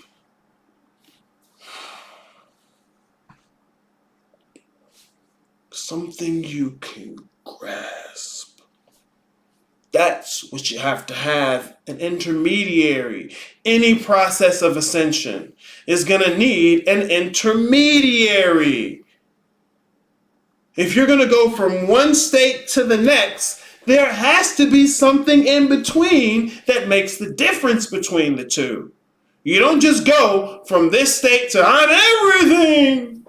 It don't work like that. Why? Because you didn't do anything new. See, look, before you realization I'm everything, you was already that. Didn't unchange. Didn't unchange. What you tried to do is float away from all this human shit. But you can't just float away. Not to say it's not possible. This is why you can't float away. Because you don't know how you attached. As the thing is bound, so it is unbound. This is why the shadow work is necessary and ongoing. Because you have to re-examine how you're attached before you can let any of that shit go. You can't just float away. Because what is you? See, if what you is everything, ain't no need to float away. Uh-oh. Right? Because it's all things already. Ain't got nowhere to go. Ain't got nothing to do. Ain't no need to detach. This is why it's so important. The devil's in the details, bruh. But y'all motherfuckers don't think about your thinking. You just repeat what other folks say and feel good. Don't said I thought I could rip off the Band-Aid, so to speak, and the fear would be like, how do I get back to normal? Normal. What motherfuckers want to do? They want a little bit. They want to change something small and keep everything else the same. To make this part of your everyday life, you're going to need a radical change. It's going to upend everything. Why? Why is it going to upend everything? For this to be part of your everyday life, it's got to be part of your everyday life. It's the center of why you do. See, motherfuckers will motivationally say, I'm the center of the universe. To feel good, but have no metaphysical comprehension of what that means, what that's implying. If what you is the center of the universe, then changing what is you changes everything. This is part of what Donald Hoffman was talking about. This isn't just changing a few small assumptions. This isn't just changing a few small assumptions. This shifts everything. It shifts everything you know. You're not going to dip your toe in this. Look, try and dip your toe. It's going to grab your foot. Fuck you mean? You roll the dice. Game is on. Ain't no break. Ain't no stop. Ain't no I'm going to put this to the side. Because that's what motherfuckers trying to do. And look, I got to the point where I'm not going to stop you no more. I've been fighting it. Just trying to look, I see your potential. Do not stop here. Please don't. I see what you're running from. Here it is. I don't want to stop you. I want you to continue pushing forward. I'm not doing that anymore. I'm going to let you run. Because I know what's going to happen like clockwork. As a matter of fact, I'll get some extra money off of it. Because look, motherfuckers will get into the guild, right? Pay the money. Avoid the sessions. Because they don't want to hear some of that stuff. They get hit with the first little bit. Can't take it. I had at least 2 people try and silent quit on me. Right? And it happens. I don't care. You got to pay me the money. I'm going to be here. I'm going to be here. When I say I'm going to be there for a session, I'm going to be there. Even if none of y'all show up, I'm going to be there. I'm going to make you a recording. I'm going to give you the material. All the time. That's me. What you want to do is up to you. Motherfuckers will skip the sessions and pretend like it's I just don't have time. I don't know what's going on.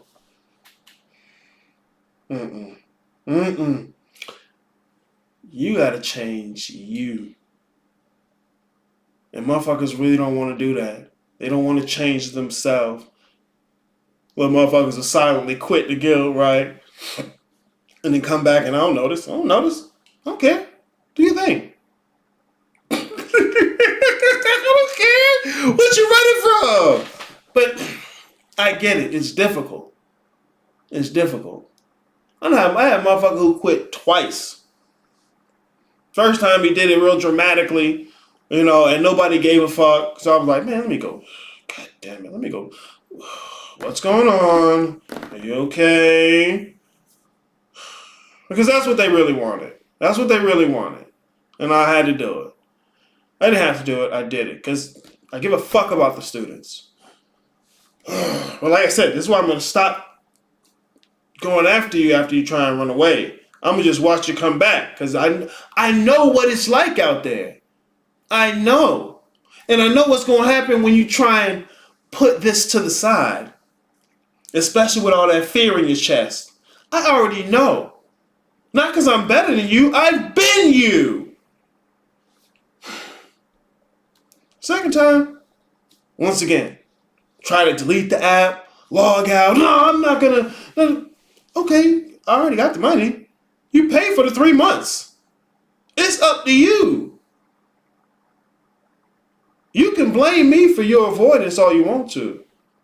Ain't gonna work. Ain't gonna work. It ain't gonna work. Motherfuckers try though. I know I got one person, right? And motherfucker be avoiding me. Motherfucker be avoiding talking to me. Cause man, I don't take none of that. I don't take none of that shit other folk gonna take, man. You can't just come to me and feed me the bullshit you want me to believe. I'm gonna say something. You don't know nobody else gonna do that for you. And somebody else gonna just jack your, flick your little bean, flick your little clitoris and say, good job. No, I don't want to do that. Look, motherfucker won't avoid me. I remember, cause they don't show up to talk too much anymore. They were around for a few seasons, didn't show up to talk too much. This most last season. I could tell they was going through it. It's cool though. But that's what you're supposed to do. You're supposed to go through it, but the point of the group is so you don't have to go through it by yourself. We'll get into it with the presentation. I could tell they was going through it. So I just waited. Because I knew it was going to come out. Especially listening to the little bit I did get here and there. So they had a breakthrough. They finally reconnected with a childhood part of themselves. And excited about it, really enthusiastic about it, started making that childhood part a part of their everyday life, right?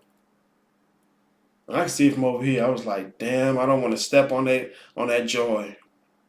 But I'm going to have to put my foot at least right here. So I waited. Let them talk a little bit, express. And I said, I knew before I said it, they weren't going to like it. I knew they weren't going to like it. I said, look, it's good. That's good now. I'm really glad for you. It feels great. But I need you to keep this in mind. You were disconnected from that part because you rejected it. It was stuck outside and couldn't get in because you abandoned it. I know you feel nice, but there's only so much of that relationship with that childhood version of yourself that you're going to get if you don't contend with that. It's like let's say your father abandoned you, right? Or your mother abandoned you, and they come back 20 years later, and they just ready to give you a bunch of gifts. Ready to say nice things to you, right? Okay, I'll take it. But we only got so much relationship we can have if we don't talk about the fact that you rejected me and abandoned me. I had to point it out. It's not that I don't want the person to enjoy themselves. I do. I fucking love the breakthroughs. But I'm not going to bullshit you.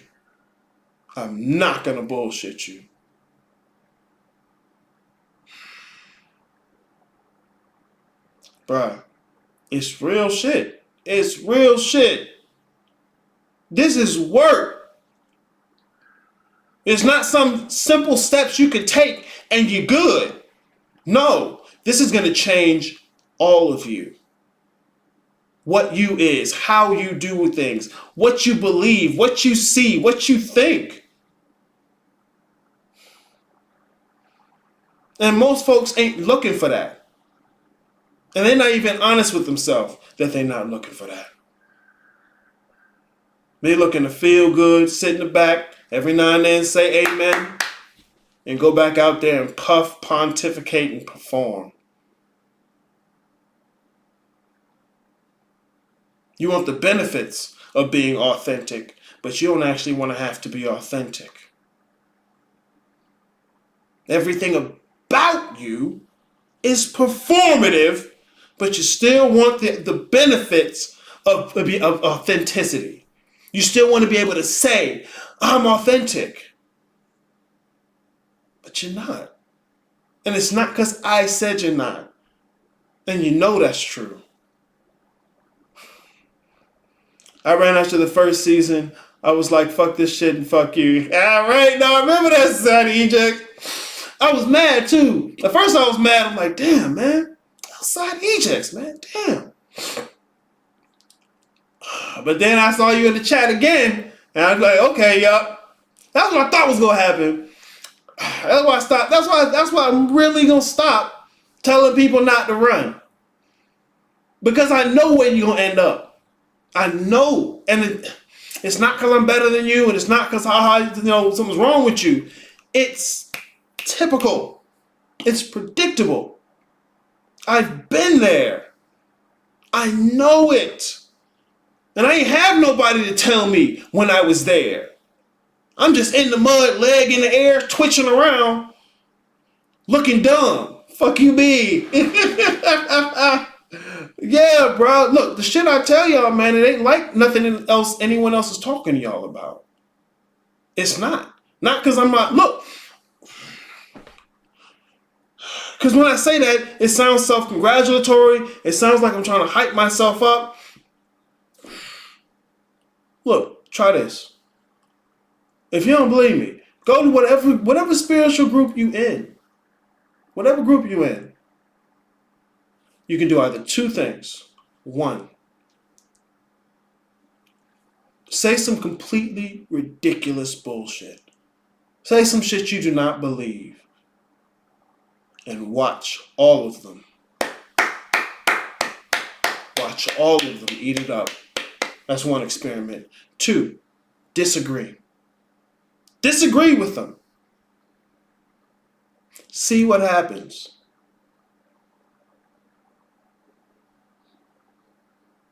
This is the only place you can come, and that's not going to be the case. Anywhere else you go, they agree with whatever's said, and they will reject you once you disagree with them. I want to hear y'all's disagreements so I can hear what you think. So many people are afraid to sound dumb. They don't speak what they think. And so they never get any better at speaking what they think or examining their own thoughts. The fear. The fear, man. I'm not saying don't have fear. I'm talking about your relationship to it. For most people, that's the only thing they fucking believe in, is the things they scared of. I'm sorry, man. Let me continue the fucking presentation.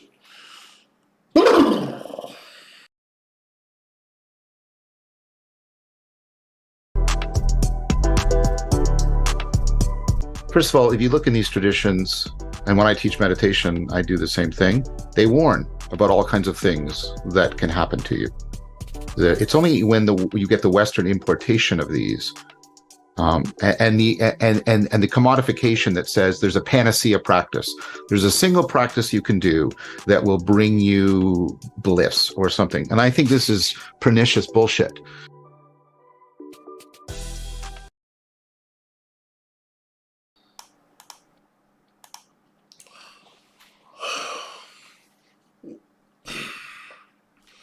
Approach this from two angles.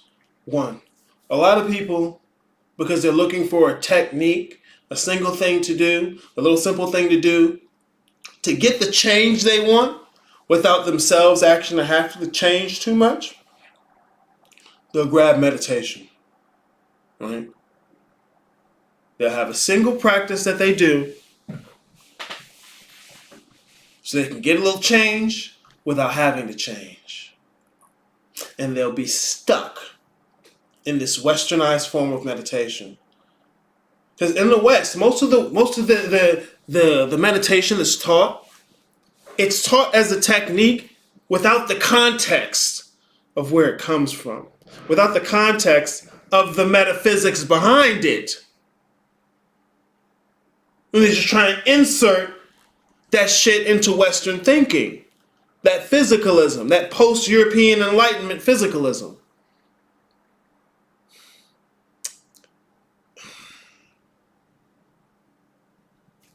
People will be stuck on this one basic practice, and because they feel a certain way, think that they've made it to the upper room. Meditation was a beginning initiate's process. That was it. It ain't even close to the word. It ain't even close. Look, the process of initiation was to prepare you to do the work. You don't start the work in initiation. You're being prepared to do it. It's a purification process. It's a cleansing. The motherfuckers start to feel so good, and that's all they were there for. They get stuck in meditation. And then their ignorant ass start to teach and give out tips.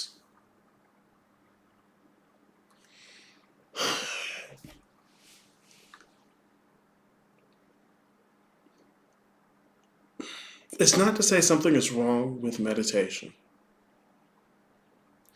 The commodified version of meditation we have here in the West, especially when it's just by itself, ain't going to lead you to where you think it is. Especially if you start to lean into it and don't question your metaphysical presuppositions.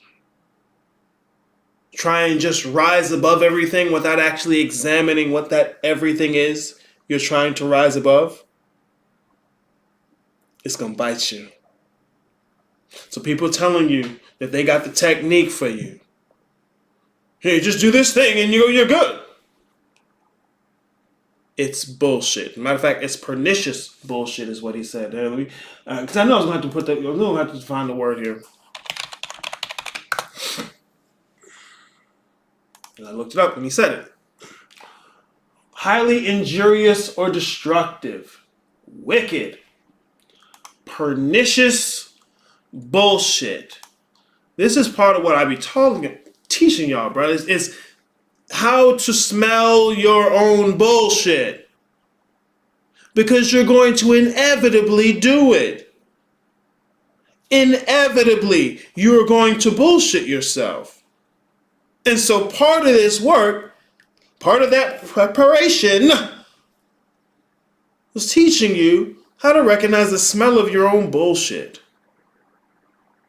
Side ejects. The crazy shit I was running from my bullshit and still had it after I left the class shit was so funny. Yeah. That's what I'm saying. Motherfuckers will... I point out their bullshit. Bring them in contact with it. And instead of saying, damn, that's my bullshit, most people are so used to throwing their nose in the air. What is that shitty smell? It must be you. I'm humble.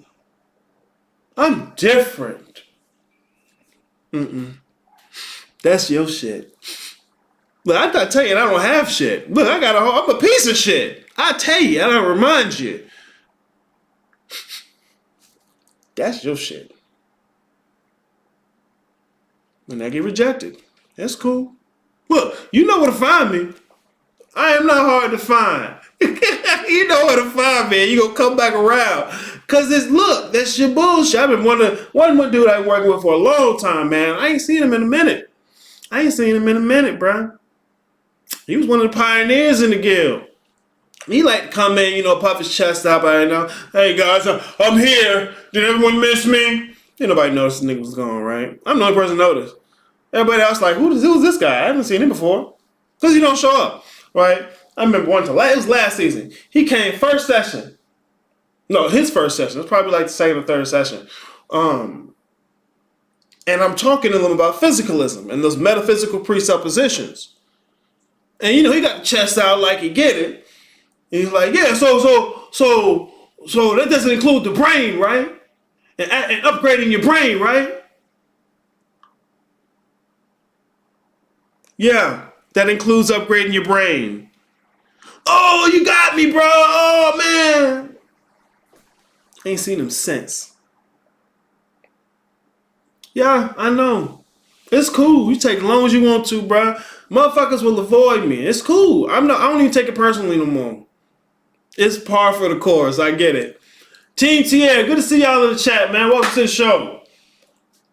So yeah, this single practice, especially if it's just this glorified meditation, westernized meditation without the metaphysics, it's bullshit. Pernicious bullshit.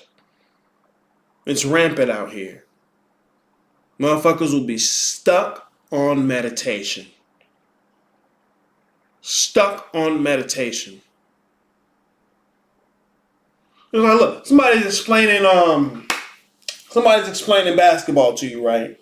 And then they're giving you tips on basketball, right? Because you want to be a master at basketball, right? And all they got for you is the bounce pass. That's it. No dribbling, no chest pass, no free throw, no 3-point. Not talking about how to set up your shot, where you got one hand that pushes it and the other hand that guides it. Not talking about the structure of the team. As a matter of fact, that's whatever. Nobody can really know. What you need is this bounce pass. That's these motherfuckers out here teaching meditation. That's all they got is the bounce pass. And they feel really good. Look, your bounce pass is good, bro. I ain't gonna front. Your bounce pass is good. But because it's not in the context of anything else, it don't make no sense. That's the problem. So ain't no single practice you're gonna do. There's not. But I'll divide it into 2 categories of practice. But within those 2 categories, there's a wide variety of things you can and should be doing. And all that shit goes hand in hand. You're not going to get some quick cookie cutter technique. And if you're looking for that, what you're looking for is to get the change without you having to change. Spirituality, you change. And you change hard. You change hard. I ain't gonna teach y'all niggas to detach. Look, you fuck around with what I teach you, you gonna be wondering how to reattach. I'm not telling you to detach. Sorry. Let me continue my presentation, guys. Let's go.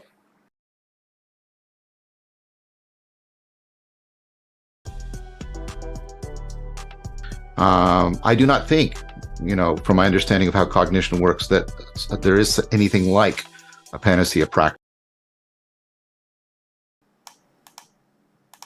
My apologies. Even though I've shown Dr. John Vervaeke, multiple times on this channel, I didn't introduce him during this presentation. I apologize. This is Dr. John Vervaeke. He's a cognitive scientist.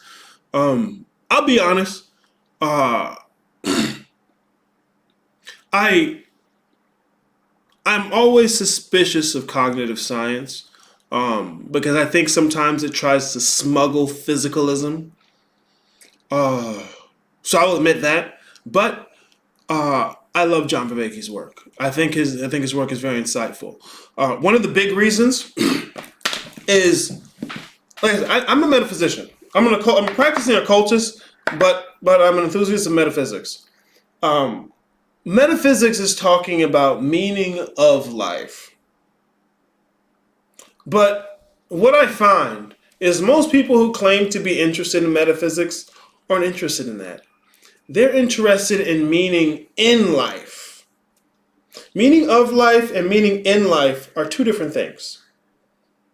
Meaning of life is a metaphysical claim. John Vervaeke doesn't necessarily make a metaphysical claim. He's more interested in the personal experience of these things, and not to say that's bad, because he does have a very deep respect and understanding of metaphysics.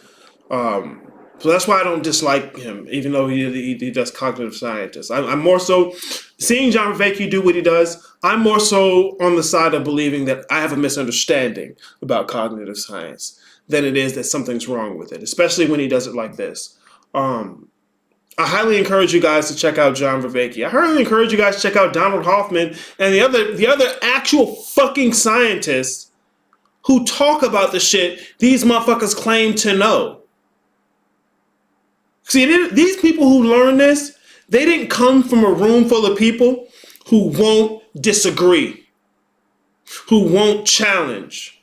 These motherfuckers, in order to know this, they had to be tested, tried. They couldn't be above debate. See, I'm showing y'all motherfuckers who's not above debate. Fuck you mean? Ugh. That bothers me so much. It's just bullshit, man.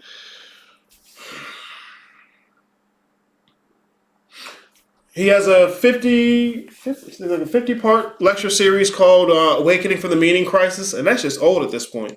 I would highly recommend most of you guys check that out, because I like to talk about meaning of life. Most of you are looking for meaning in life, which is part of the whole reason I created the guild. Because the shit I want to talk about ain't actually what y'all are interested in. Like, look, here, let me pull it up.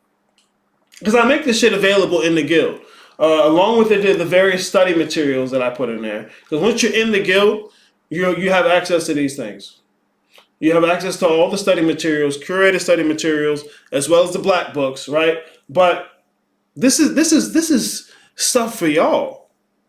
Like, the shit I want to talk about, the shit that interests me is in the fundamentals. The actual metaphysical claims. Most motherfuckers ain't interested in that. They're interested in tell me how to make it practical. How do I do it? They'd rather tell me, hey, I understand all that already. They don't. They fucking don't. But you can't tell them that. You can't tell them that. Maestro, good to see you in the chat. Oh shit, I thought it was happening Monday. Yeah, usually I do it Monday, but I decided to do it today. Today is the beginning of Welcome Week. So yeah, if you're in the guild, gotta renew your membership if you want to keep on to the next season. But for those who'd like to go ahead and get in, the doors are open. Links in the description, guys. I'm more interested in the fundamentals, the actual metaphysical questions. But motherfuckers ain't interested in that. Matter of fact, they claim to know that shit. They'll read a Samkhya book and start telling it to you like it's absolute reality. Like it sit here and tell you some Sanskrit words. Like this is the real. No. This is why I start you motherfucker off with the existential essentials. If you're gonna tell me what the fuck is real, what the fuck do you mean by that? That's a philosophical claim.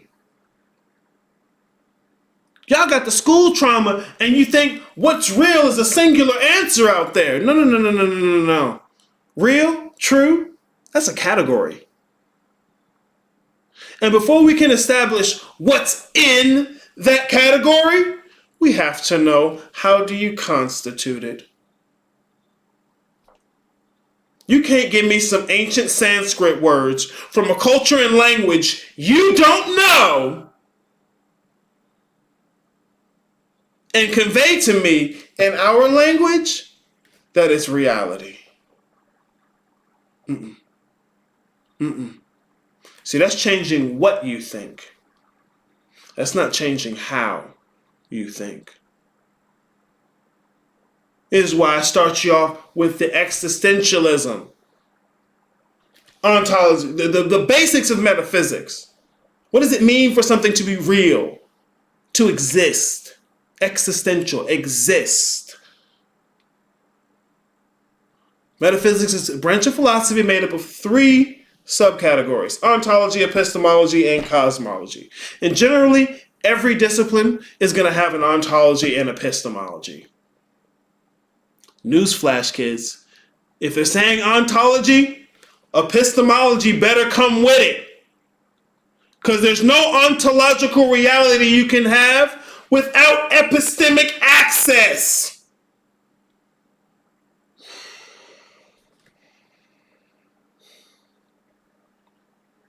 I'm so pissed. Because I can't make people not bullshit you, bro.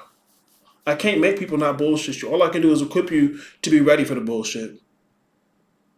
How do I do that? Introducing you to your own. How the fuck you gonna be enlightened, ascend to higher dimensions? Don't even know what the fuck y'all talking about. How you gonna do that when you can't discern your own bullshit? You're not gonna do that. Look, let's imagine these glasses are my bullshit, right? And I don't address it. What do I see? I see what I want to see. I see all my bullshit. That's the only thing. Everything I perceive gotta filter itself through bullshit. That's the shadow work part. That's why you have to do that, and you never stop. And so anyone giving you some ultimate process, some ultimate technique, do this technique, and now you're here. You done made it to the upper room. Love doing that, bro. Anybody giving you that? It's bullshit. Shadow work is like wiping your ass. You're going to do it every day. You're going to have to get good at it. And every time you wipe, it's going to stink. You're never going to wipe so good that you don't have to wipe tomorrow. You're never going to wipe so good that now it's cake icing. It ain't even shit. It's cake icing. You're never going to do it. Not because something's wrong, but because this is how it works. You have glasses. There's no day where you clean your glasses off and you'll never have to clean them again. Of course not. Nobody teach y'all shadow work like that. Fuck out of here. Fuck out of here. Okay, I'll look up epistemic. Cool. I'll highly suggest it. Look, epistemology is the branch of philosophy that deals with knowledge. How do I know? What do I know? What can be known? What is knowledge? Right? Those are the kinds of questions that branch of philosophy answers, or asks rather, and attempts to answer. Ontology. Ontology is a branch of philosophy that studies what exists, what is real. What are the fundamental categories that constitute what is real? Okay? That's the actual study of reality, ontology. Okay? But ontology and epistemology go hand in hand. Because on the one hand, you can tell me, okay, this is real. But on the other hand, well, if you have knowledge of that, we have to have some idea about knowledge itself. The two go hand in hand. The third part of metaphysics is cosmology. Okay, and because most people's metaphysics is physicalism, in the present day, Western world, when you ask somebody about cosmology, what they tell you is astrophysics. Because the cosmos is just physical stuff. Why? Because their metaphysics is physicalism. So you know if I can tell me the beginning is the end, but then don't check their beginning. Fuck out of here. I'm so serious. I'm so serious, bro. So this is why every session, I'm going to start you off with this. Because this is the line of reasoning. You have to check your metaphysical presuppositions. You have to check your metaphysical presuppositions. And this is what's going to happen. We're going to go through it. You're going to tell me you get it. Oh yeah, Aris, that makes sense. And then you're going to trip over it again and again and again and again. And I'm not saying that because you shouldn't. I'm saying that because it's par for the course. you're supposed to trip. Ever see a baby learn to walk? They gotta fuck up a little bit. Ever seen a kid learn how to ride a bike? They gotta fuck up a little bit. Y'all want to be in these little group where you just walk in, never have to fuck up. Everybody give you check, fire, facts, and you just move. No, it's wrong. You don't learn. Oh, I get so angry. Cause bro, I be saying this shit. But Dark Star, good job looking up stuff instead of just listening and having people say stuff, bro. Look the shit up.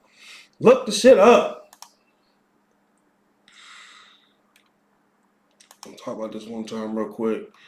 Cause I tell you, 3 months, right? Every block of 3 months has a set of 3 consecutive weeks that's uninterrupted by the previous month or the next month, okay? Every month has a block of 3 weeks. We use those 3 weeks to hold sessions, all right? We go over the practical, we go over the shadow work, and we have an open session, okay? You get the recordings from the practical and the shadow work. You can do what you want with the open session, all right? We do that 3 times each month. And honestly, even in any time in between those things, if you need something extra, I'm open for it, bro. We be having impromptu shits all the time. But here's the thing, motherfuckers don't want to open their mouth. They too embarrassed. They too scared. I don't want to look dumb. I don't even know what to say, bro.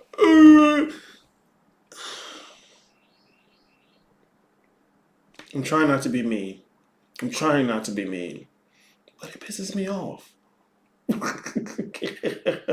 So yeah, bro, I got the breakdown for how that works in here. Look, you get all the details you want. You can ask whatever the fuck you want, bro. I love when niggas ask a dumb question. I have a whole setup. Motherfuckers are scared. Oh, I want to ask a question to sound dumb. Please come do it. Because if you don't ask the question, bro, you just going to have all that dumb shit in you, and you're just going to be hiding it. Please come and ask your dumb question. And most of the time, that shit don't be dumb. I mean, some of y'all ask ridiculous questions, but I get why you do it. You got awful teachers out here. Anyways, let me continue. Ladies and gentlemen, Dr. John Vivek.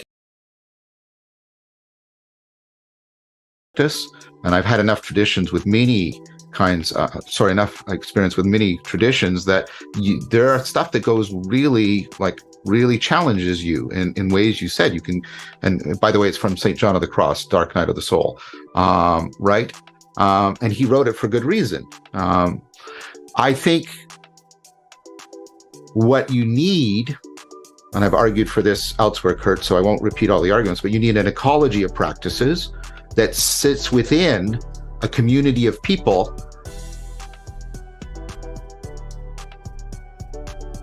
so that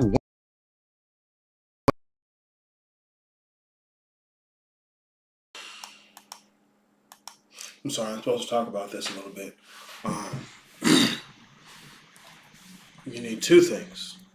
An ecology of practices, coherent ecology of practices, not just random things. I'm a sun gaze. I'm going to meditate. I'm going to touch my crystals. Where's the coherence? Physicalism. Particles. Right? That's why you're sun gazing, because you're looking for the photon waves, aren't you? Stop sun gazing. You're going to hurt your eyes. Fuck. So dumb. What you doing? Upgrading the body again? Upgrading the meat bag? Yeah, you don't understand. And you don't understand because you ain't even checking. Stop sun gazing. And bro, we got to push past just meditation, bro. Because especially the way motherfuckers teach it, they only teach the base level of meditation. It's a tool. Motherfuckers be stuck on meditation for decades. Not only that, a community of people that challenges you. The possibility that you're going to be challenged needs to be on the table. There has to be something at stake. Otherwise, what you say and get doesn't matter. You need both of these things. Maestro, I just realized that last night. I was hiding the dumb nigga. Yeah, bro, you can't, bro. You try to keep that nigga in the mail room. You know, I don't want nobody to see him. Nah, you gotta bring that motherfucker out and quit playing. Otherwise, he's just gonna be in there fucking shit up. That's what I mean by the inauthentic shit. Motherfuckers find so many different ways to bullshit and hide stuff and be inauthentic and perform this persona, as opposed to really looking at the shit. And then want to try and feed me that nasty mud pie like it's cherry, like it's apple. Let's stop. Let's stop. You have other niggas, do the little thing your mama do, right? Ooh, look, baby, this so good. Ooh, yeah. Oh, get that shit out of here. Cause next, look, your mama do that shit for you. Ooh, baby, this so good. Now you want to take that bullshit to a pie contest. You so confident, right? You feel so good. You want to take it to a pie contest. Matter of fact, you want to give motherfuckers tips on how to make a pie.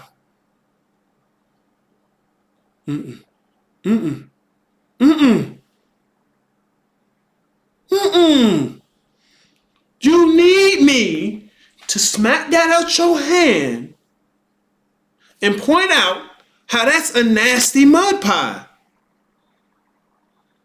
You need that.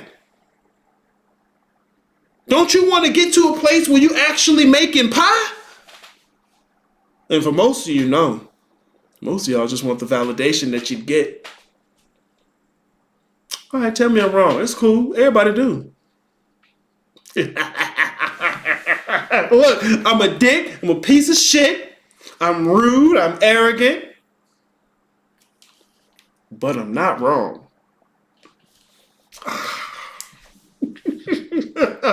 You need both of these. This is part of why I made the guild, bruh.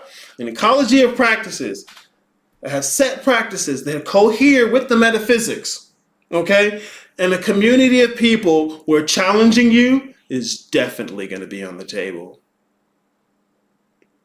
See, it's one thing for you to learn in a group of people where you never get challenged. You feel real confident, huh?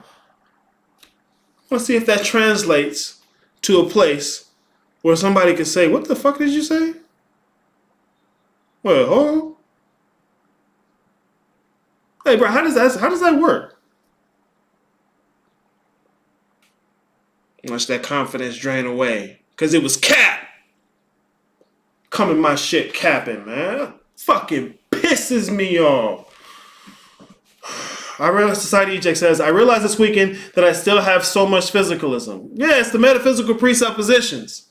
It's the metaphysical presuppositions. It's not that you're wrong, but you gotta see how big the mess is. You ever seen hoarders where somebody been living in that shit for the longest? They stop realizing how bad it is. How big the mess is. Like, it's one thing to see it in the house. It's one thing to live in there. You pull all that shit out. You start to pull stuff out. Look, you about 25% in the work, right? The whole yard full of trash. And you start to look, damn, I'm fucking up. But at first, they just laying in the trash, right? There's raccoons and rats and shit just walking around, laying in the trash. What you mean? What smell? See, everybody else gonna walk into your nasty hoard and go check fire and facts. Not me. Not me. Fuck out of here, bruh. But that's what you need. And look, I'm gonna be pulling the shit out. You're gonna be trying to take it back in the house. Bruh, I'm so serious, bruh. And you think I'm just trying to be funny. I'm so serious. I watch this shit like clockwork, man. See, Panic ain't talk to y'all niggas. He was above talking to y'all niggas. I talk to y'all niggas. I work with you motherfuckers. I've been you. I know it's coming. So I've already planned for it to come. I've already set you up for success. But you gotta show up. You got to show up for you. And that's what most of y'all ain't used to doing. Showing up for yourself. You'll show up for what you're scared of, what you want to avoid. But you don't really show up for you. You abandoned yourself a long time ago. How I know? Let's stop. Let's continue. Let's fucking continue, bro.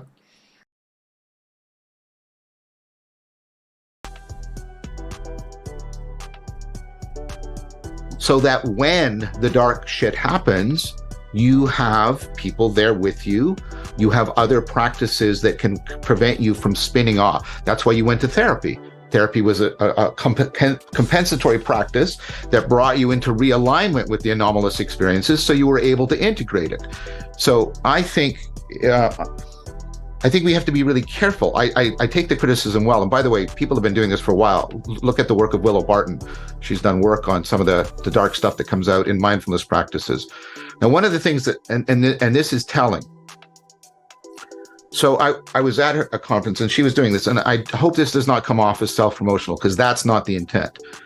She was saying this, and I put up my hand and I said, but I always warn my students that they're going to get these weird things when they're meditating. They're going to get really cold or really hot. They're going to feel that they're floating or sinking, and they might feel disconnect. Like I warned them about all of that, and and how to incorporate it in. And then she sort of looked at me strangely, and I said, well, don't most instructors in the West warn people about all of this? She said, no, they don't. Right. Now that to me is the most empirically relevant fact. Not the traditions, is that there's something going on in Western culture with its commodification and its comfort zoning that precludes people doing this on a regular and reliable basis when we have clear historical evidence that in situ, these traditions did this on a regular and reliable basis.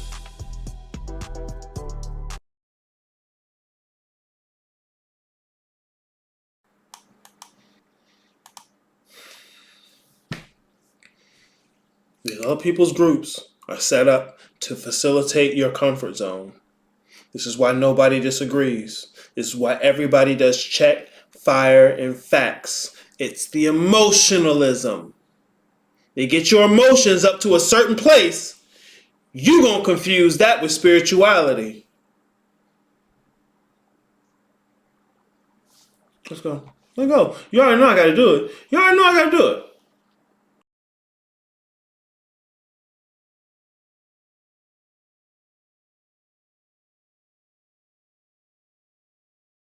And if everybody agreeing on the same thing, somebody wrong.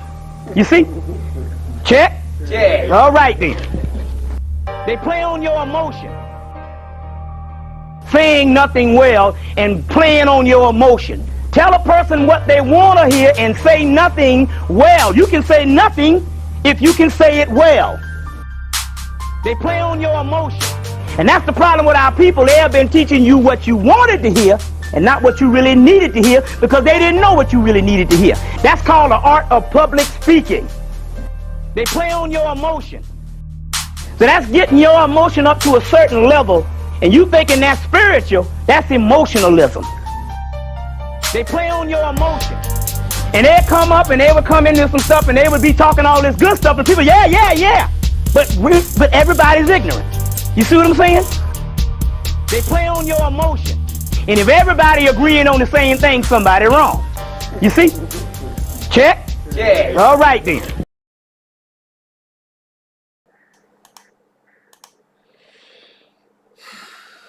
Who's Dr. Zasio? I don't know who that is. Oh shit. What's doing that? Who's a Dr. Zasio? I don't know who that is, Dawson. Money laundering.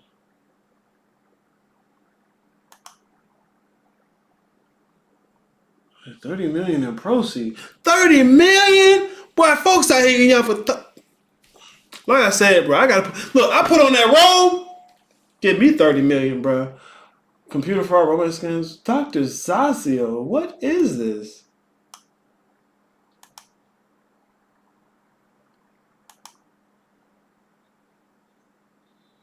Oh, I remember. Bruh, this bitch be wildin' on hoarders. Like, she is rude as fuck. Okay, this is young. Was she in a scandal?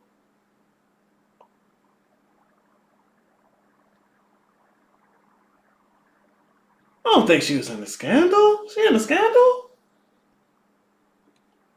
I don't know. I'm gonna have to look at that.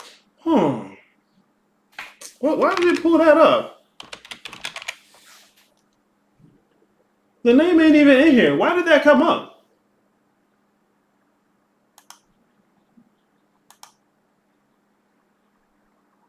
But no, I remember this bitch from Hoarders, bro. Bro, she is ridiculous with the shit. Oh, snap. Oh, man. She be getting in the ass. That shit's funny. She be thinking she nice. She be thinking she nice and understanding. Oh, shit. Hell yeah, boy. Get these niggas, son. The side ejects. Dumb question. When I look up Dark Night of the Soul, it comes up related to Saint John of the Cross. OCD was a Spanish Catholic priest. Yes. Even John Vervaeke said that. Because, remember, at first, Carl, the guy who's... Kurt John Mungle, excuse me, not Carl. Kurt. At first, Kurt John Mungle, the dude who's hosting the interview, he talks about what happened with him when he first got into it. He was telling people... And the people in the comment section, talking about Dark Night of the Soul. Because people just say what they've heard, right? And he's like, I didn't even look it up because I was too scared. All these new spiritually people will look up Dark Night of the Soul, but don't know where it comes from. But they like how it sounds. Yeah, it came from a Catholic priest. But I mean, it's still worth reading, though. It's still worth looking at what the fuck he's talking about. Well, yeah, motherfuckers don't do the research. They just tell folk to do the research. Oh. So, yeah, you're right. That's exactly what it is, bro. That's exactly, you're looking at the right thing. Dustin, I spelled it wrong. From Hoarders. Yeah, I don't know that shit I was talking about. How she be ranking on the people board. Okay. Yeah, I don't know why that fucking court case came up. I don't know. Her name wasn't even on the page. Anyways, yeah, I know she is, bro. She be getting their ass. She be getting their ass. She be trying to come off and like, I'm just professional and nice. Bro, she be slaying their ass. Oh, well, hell yeah, bro. That's what I gotta do. I consistently gotta do it. I gotta eat motherfuckers bullshit all day. No, here's me. I ain't gonna bullshit you. We cool. Bruh. No, you bullshitting the fuck out of me. Posing and performing all day. But it's par for the course, bro. It's par for the course. You need someone to check you on the shit. Because the way motherfuckers teach it now is capitalism. Narcissism. It's all about you. But none of them question what is you. None of them question what is you, where that comes from. But you can manifest this. You are the God. You are the one you've been waiting for. You must unlock you with you, through you, in you, to you. The only thing that seems to mean anything anymore is you. Everything's fake. Everything's not real. You've been lied to about everything. Well, what about you? Were you lied to about you? What is you? How do you know? See, I say, what is you? Motherfucker don't know what I'm talking about and don't feel inclined to know. What the fuck is a you? The comfort zone shit. The comfort zone shit. This is why nobody challenges you. See, I don't challenge you simply because I like seeing your reality shattered.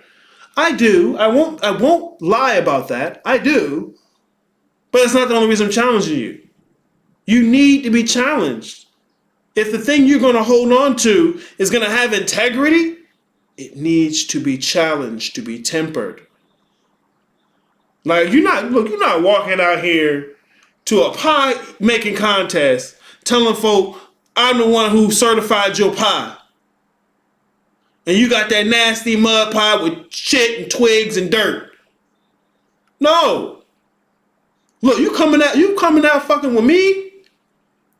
We gonna have some apple, some cherry, some peach cobbler, some wild berry, right? Right? That's what I'm trying to do. But you gotta let go of the old shit you've been holding on to. And no one else is telling you gotta do that. They're giving you metaphors to feel good about, to motivate and inspire you. Nah, fuck that. Put that nasty shit down. You have to admit that you have the fear. You have to stop avoiding it. And then you have to face it.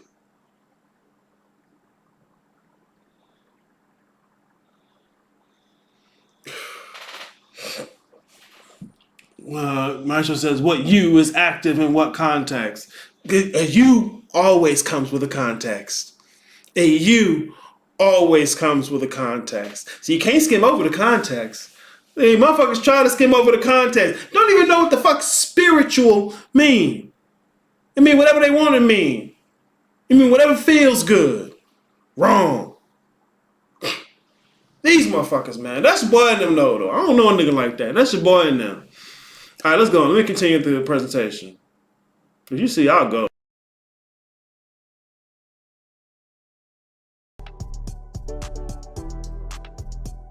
And so I'm not saying that there aren't dark nights of the soul, but you don't have to be isolated, alone, feel that you're going insane. Like you can have an ecology of practices and a community and a tradition that allows you to properly, and I don't say push through, because for every hero myth, there's a hubris myth. You don't push through this. You have to listen to other people really deeply at that point. You had to listen to your therapist. Right? That's what it's really indicating. But this individualistic, commodified, comfort zone way in which we've appropriated spirituality, I think that is where I would point the critical finger.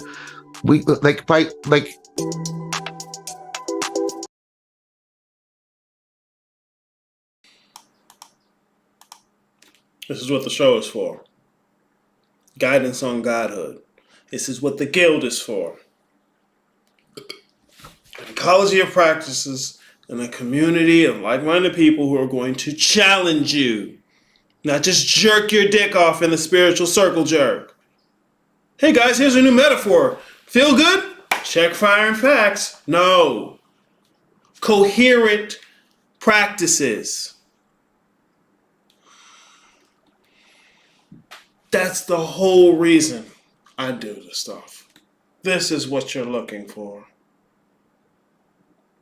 And look, you don't believe me? Go ahead. Do it. 2 things I said try and do. Walk into the place you learning this from, the place you so certain is giving you it, and say some off-the-wall shit. Say some shit that's just wrong, that you don't believe, that's just ridiculous. Hey guys, last night I was tapping into my meditation, and the spirit bird of the Azula Junjas. That's what he told me his name was. Just make up some shit. The spirit bird of the Azula Junjas told me that the tape on the box is what binds the seal of 7 and 9. Yo, no, that makes sense though, cause oh, that's what's up. You tapping in, bruh.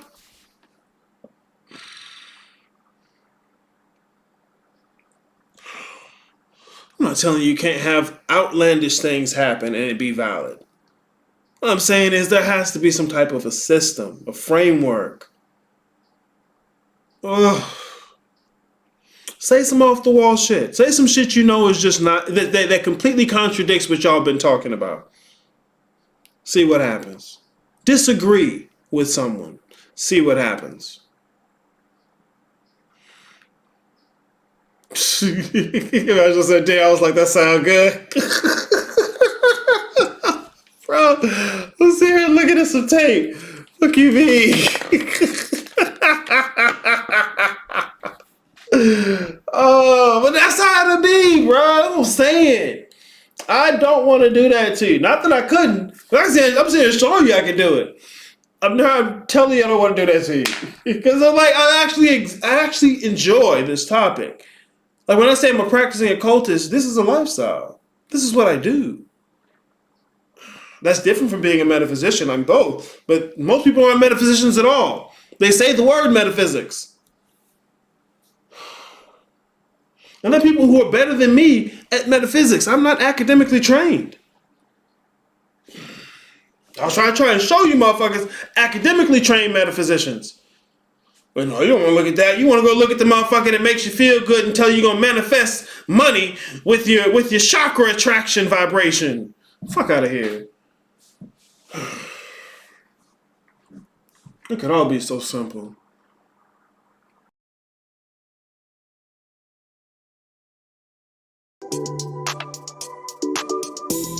This is one of I think this is one of the symptoms of the meaning crisis. 40% of the population have these anomalous, visionary, mystical experiences, and they have nothing that allows them to incorporate it into their lives. But that's not a generalized feature of all human civilization or culture. That is specific to ours in a way, I think, that really reflects the meaning crisis.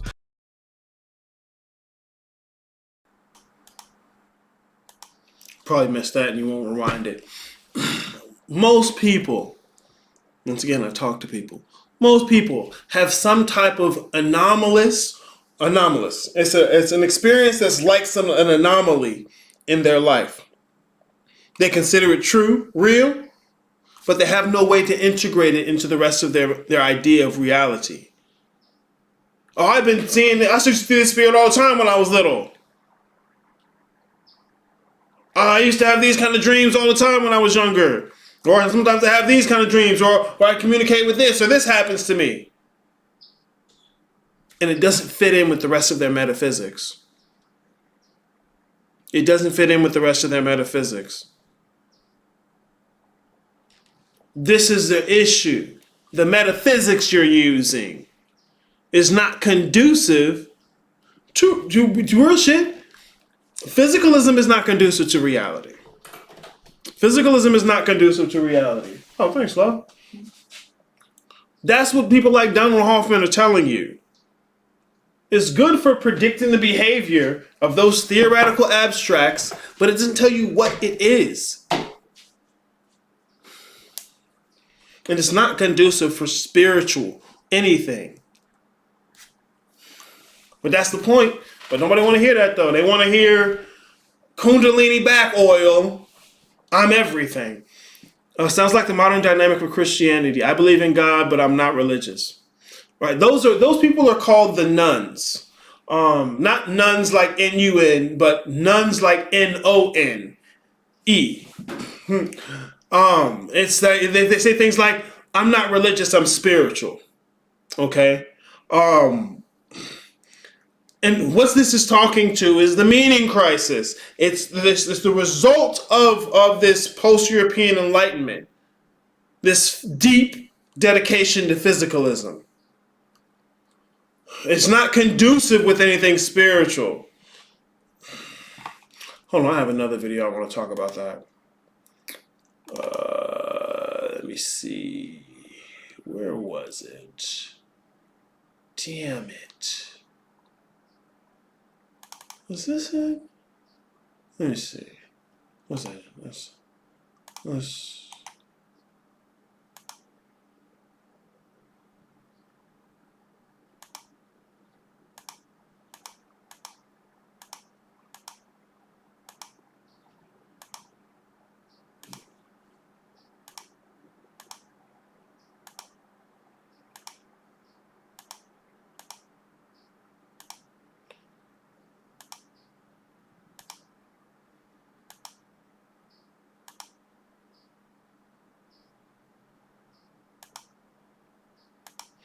Where did I have a video of that?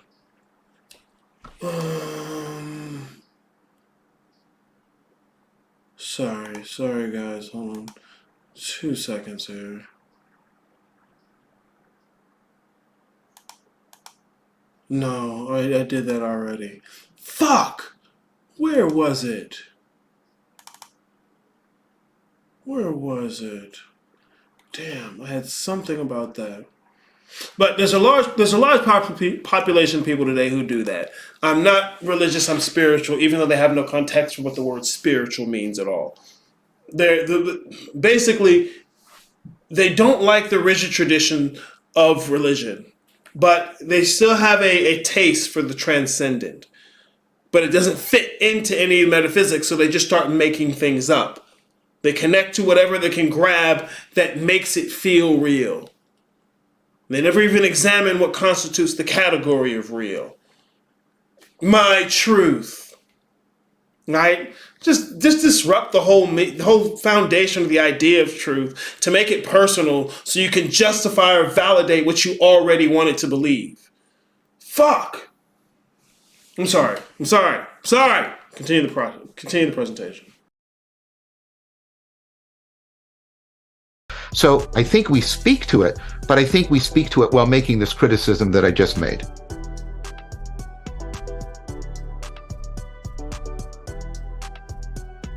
But for me, therefore, truth is like notions like orientation and navigation.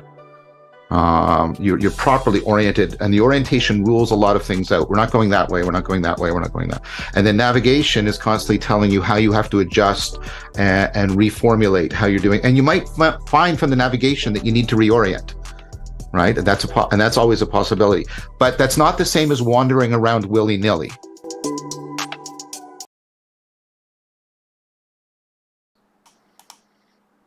Once again, probably weren't listening, aren't going to rewind it, and you missed it. Marshall Ledbetter, good to see you in the chat. Welcome to the show, man. Without knowing that there's a spiritual faculty within their cosmology. Well, if it's physicalism, there is no spiritual faculty. That's the reason I keep talking about it. But anyways, I addressed the metaphysical issue right away, but it's going to remain an issue because you can't just change what you believe.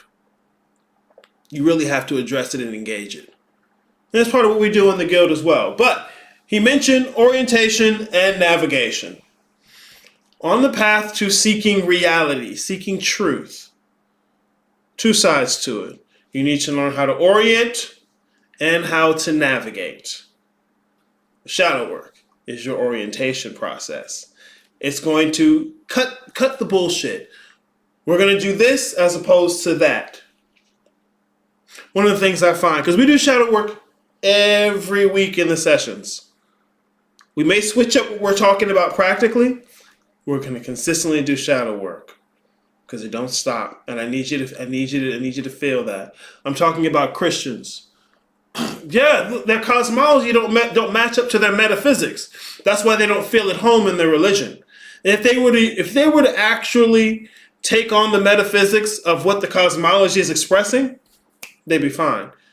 They wouldn't have the same difficulties they have. But most people who are Christian in contemporary society, their metaphysics doesn't match their cosmology. And so it's unsettling. They don't feel at home in it. They don't feel nested in it. Orientation and navigation. Well, thank you, Marshad. Orientation and navigation. The shadow work is going to orientate you. Why do I say that? Because without it, your bullshit is what you'll follow. Without it, your bullshit is what you... Remember, say these glasses are your bullshit. What's going to determine which way you go? What you see, huh? You really got to clean that up. And in your continued, never-ending process, dedication to that cleaning is what helps to orient you. Remember, it's like wiping your ass. You're never going to wipe it so good today that you don't have to wipe it tomorrow. You're never going to wipe it so thoroughly that it's no longer shit. I wiped it so good yesterday. French vanilla icing. It don't work like that. Shadow work is not something you complete. You have to be dedicated to it. This is a never-ending process of addressing what you're avoiding. what you're scared of, what you don't want to have to think, what you don't want to see. And one thing a lot of people who are talking about shadow work don't tell you, shadow and personality go hand in hand. So to the degree to which you're dealing with shadow, you're also dealing with your personality. Okay? The two go hand in hand. They're inextricably connected. It's not just shadow bad. Okay? It's shadow rejected, shadow avoided, shadow unacknowledged, shadow abandoned. Because the shit you acknowledge and put on as your persona can be just as fucked up and nasty and in need of some assistance. So the shadow work is the orienting process, okay? Remember, you got the basketball, right? That's this hand. It's the orienting hand, right? There's your shadow work. The other one is the ascension. That's the navigation, right? Ascension is a catch-all term for the general work of any spiritual system. Oh, okay, it was dark. What the fuck? Anyway, ascension is a general catch-all term for the practical work of a spiritual system. Remember, you have what you start at, you have where you want to end up, which creates a middle point. Okay? It doesn't matter what word you're talking about on it. It doesn't matter how much more complex you make it. It's the basic understanding. There's your navigation. You have to learn how to navigate that process. That's what the ascension is talking about, okay? So we go over both the orienting process and the ascension process, both of which don't stop, both of which go hand in hand. It's not to say both hands are really one hand. They're not. It's two hands, hand in hand, okay? Shoot the J, right? Shoot the J. Orienting, navigating. Okay? It can all be so simple. But essentially these are categories. Okay? Because each one has a whole basket of different practices you can address, especially the ascension. All right? Shadow work, it gets a little more complicated because shit be so personal to motherfuckers and they be avoiding it so hard. It's hard. Like trying to make shadow work techniques for a group of people is like trying to hit 7 birds with one stone. I'm good, but it's difficult, all right? So ascension is a little easier to do that, but we get to it. That's why we're consistently working on it. But you have to be dedicated to it. Most people get in there, start to see the bad shit, start to clean up that nasty horde, and they're like, oh man, I just need a break from all this. I know you're gonna want it. I want it. Go ahead, try to take a break from wiping your ass. Try it. Itchy. Gerald Soft, right, good to see you in the chat. Is thinking with your heart more spiritual, or is that's emotionalism? Or just follow your heart? Yeah, that's emotionalism. That's emotionalism. Because what, you talking about the organ in the chest or the body? No, you're not talking about that. What are you talking about? Follow your feelings. That's emotionalism. Because your feelings will lead you to bullshit. Because that'll have you looking at what you want the case to be as opposed to what you know it is. That'll have you looking at what you want it to be as opposed to what you know it is. You need to dedicate yourself to the process, to orienting yourself to what you know it is, and not what you'd like it to be. Because now you're disoriented. Your navigation is going to be shit. Look, you can know how the navigation is supposed to work, right? This is why I tell you about the hopscotch example. You can know exactly where you're supposed to step on the hopscotch, right? You know the pattern. That's your navigation. But if I don't put you in front of that first step and you're disoriented, you're going to miss every step after that. This is what I mean. These two go hand in hand. So you have to be oriented properly. Follow your heart is basically do what you want to do. Justify doing what you already wanted to do. Keep avoiding the thing you don't want to have to look at. No emotionalism. I'm so serious. I get the inclination. I'm not saying don't have emotions. Have them. But you have to have them. They can't have you. Your emotions do not need to be driving the car. They can be in the car. They can come with you. They have a thing they're doing. They have utility. But they can't ride. They can't drive the car. They're not made to do it. They're not set up for that. They'd like to. They're going to try. Especially fear. Whoo, especially fear. Fear like, I know I can drive. Chill out. As emotionalism. And motherfuckers will confuse the movement of emotion with spirituality. And with the shadow work, we get you familiar with the smell of your own bullshit. That way you can recognize it when it come up. It's work. You have to dedicate yourself to the work. And that's why we do this for 3 months, bro. Because it's not just me telling you go dedicate yourself to the work. No. Me and anyone else in the group is going to be dedicated to the work. And we're going to keep going over it. You have to learn to make this a lifestyle. That's what I figured. Thanks. No problem, sir. That's how we do it out here. I ain't worried about it.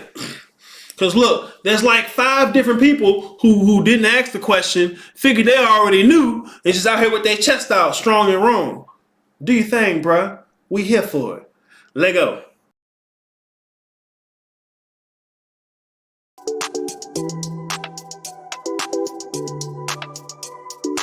This notion of truth as orientational and navigational rather than as a completed grasp of something, I think is really, really important right now. And I think we really have to pause and for example, let me just say one thing and then I'll shut up unless you let you re-ask your question. But I just wanted to pick up on this point because Donald was saying something about theories, and I think it directly also corresponds to how we should understand rationality.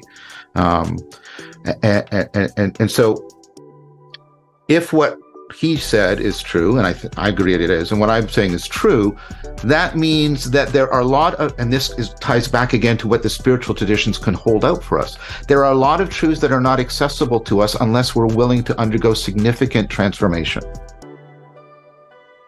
Right? Once you give up, oh no, I can just grasp this thing with this universal method, Leibniz's calculus. Once you give that up and you say, no, there's going to be this constantly going on, that the presupposition that you can sort of remain epistemically, the grammar of your epistemic machinery can remain unaltered in order to get access to truth.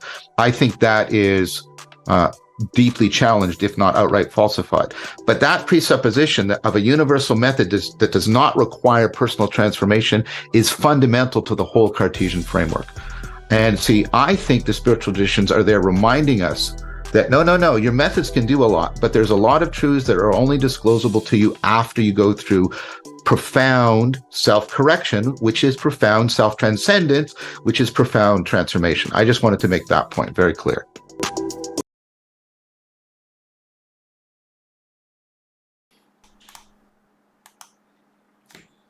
This one.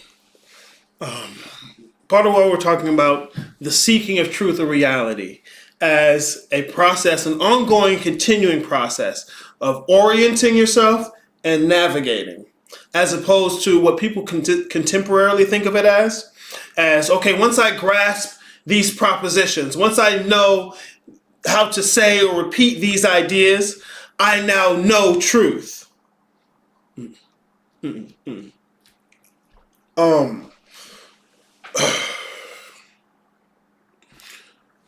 That's part of what you're going to have to uproot. This idea that you can have some ultimate theory that explains it all. This is why I make the Bookman model bare bones. This is why I make the Bookman model bare bones. I don't give you a narrative because it isn't, and I don't tell you this is new shit. It's not. All right, you've seen these things before. It's just that no one tells you what the fuck you're looking at.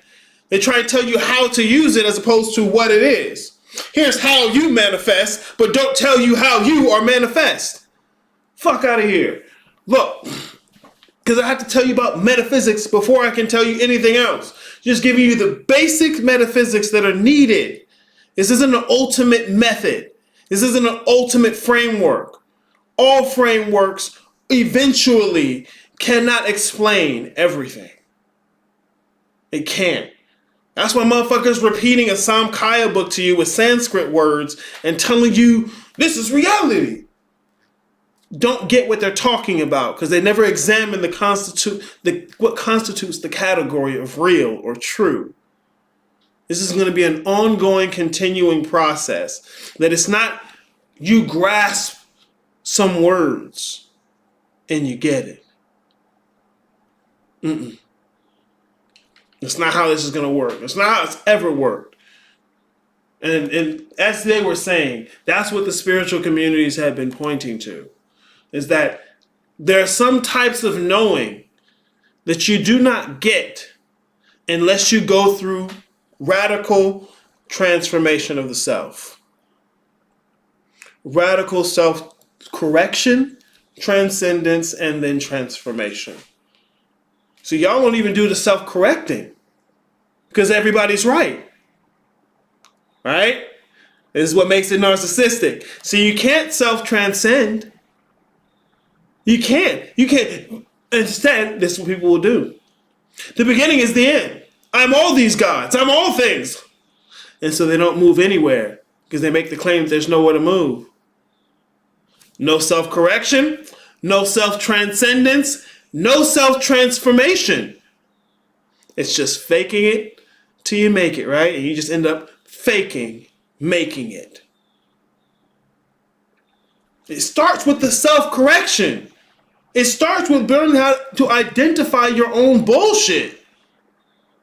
And no one's challenging that. They just serve up more mud pies and give you tips on how to bake a pie.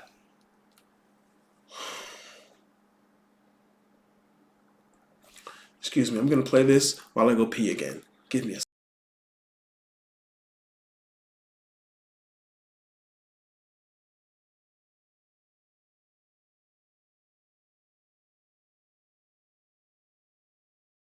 And if everybody agreeing on the same thing, somebody wrong. You see? Check? Check. All right then. They play on your emotion. Saying nothing well and playing on your emotion. Tell a person what they want to hear and say nothing well. You can say nothing if you can say it well. They play on your emotion. And that's the problem with our people. They have been teaching you what you wanted to hear and not what you really needed to hear because they didn't know what you really needed to hear. That's called the art of public speaking. They play on your emotion. So that's getting your emotion up to a certain level and you thinking that's spiritual, that's emotionalism. They play on your emotion. And they'll come up and they will come into some stuff and they would be talking all this good stuff and people, yeah. But everybody's ignorant. You see what I'm saying? They play on your emotion. And if everybody agreeing on the same thing, somebody wrong. You see? Check? Check. All right then.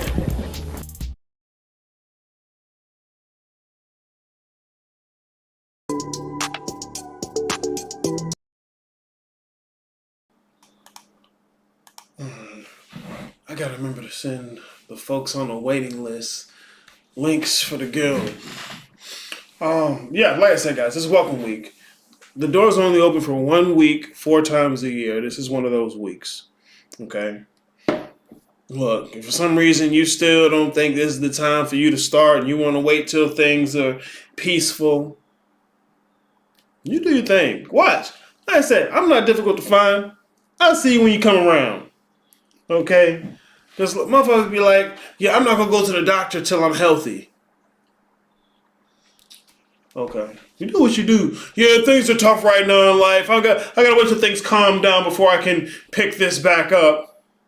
You can't put this down. But hey, it's cool. Go ahead and try. I'll see you back. Because that's how I go. Consistently. Alright, let me continue this, guys. You see how I take a 16-minute presentation and I'm here for more than 3 hours? Piece of shit.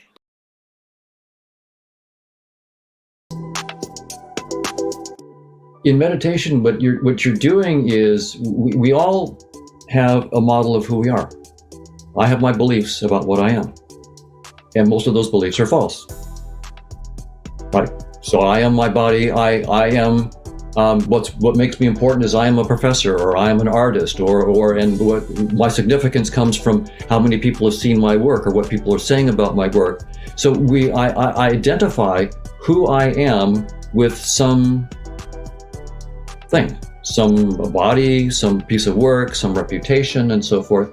And the spiritual practice is, I think, a practice of letting you know, no, that's not what you are. Now, that is going to be extremely painful, because effectively, if I am that thing and I'm having to let that go, I'm dying. I am experiencing a death because I thought I was that. And the spiritual birth comes at the price of the death of the old thing I thought I was.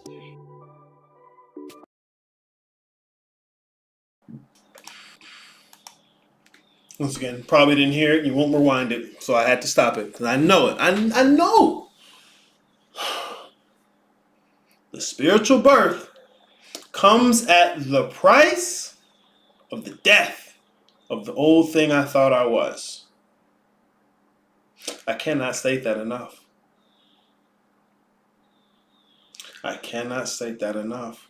The spiritual birth comes at the price of the death of the old thing I thought I was. This is why you cannot dip your toe in. This is why you cannot dip your toe in. You don't give me that foot, that leg, the torso, and the rest of it.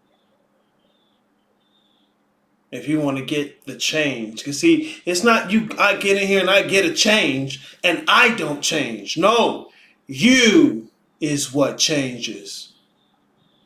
And radically. You is what changes.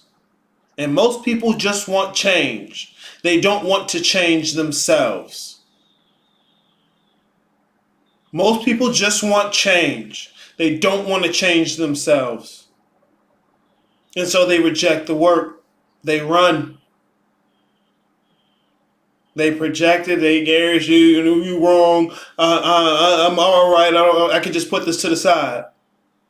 It don't work.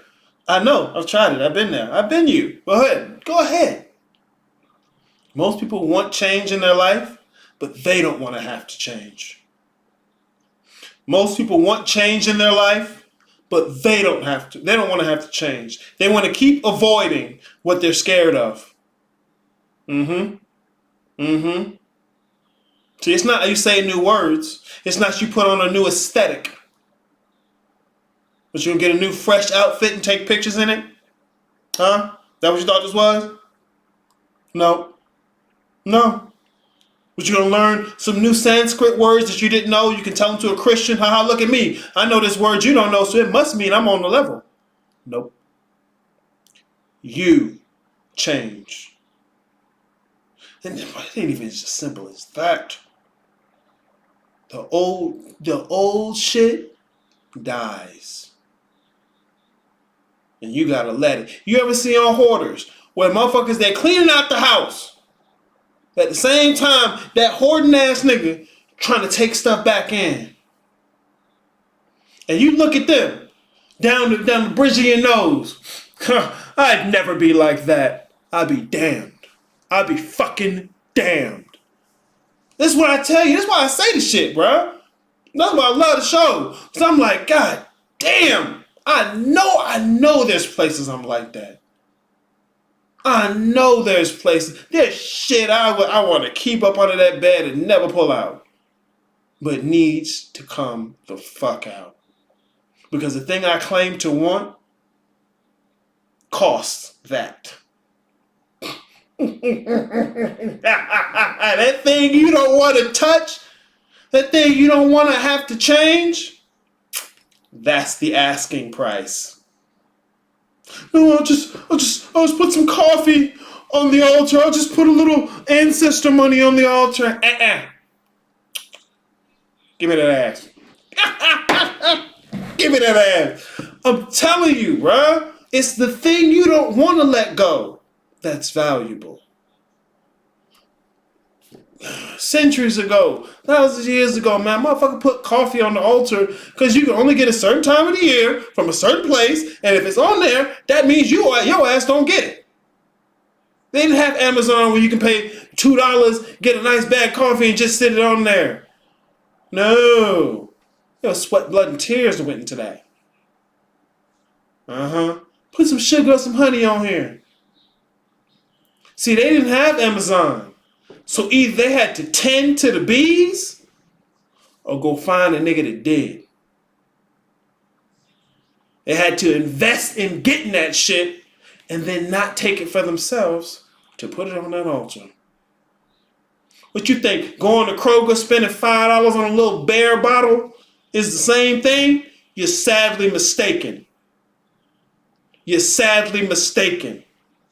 You need some blood, sweat, and fucking tears. You're not going to get change if you don't change. Remember, you're the center of the universe. Well, if you is the center of the universe, then once you change, everything else will. As a matter of fact, everything else is waiting on you to change. And this ain't just saying new words. This ain't about what you think. It's about how you think. That's what changes. The old you and how it thinks has to die. Arius already did that. I reject Christianity. Shut the fuck up. You motherfuckers do not reject Christianity as much as you think you do. You just run to demons?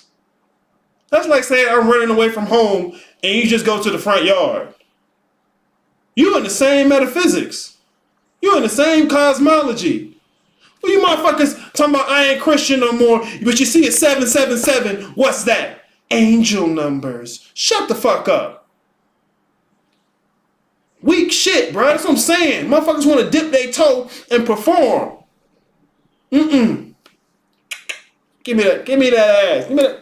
Give me that. Y'all playing, bruh. The price of this spiritual birth is the death of your old shit. And that's the first step. Because they don't stop there. You have to acknowledge you have these fucking fears. You have to admit to it. Not you gotta admit to the whole world. You gotta admit to you that you're scared. That the reason you won't risk anything is because you're scared. The reason you always plan not to lose is because you're scared.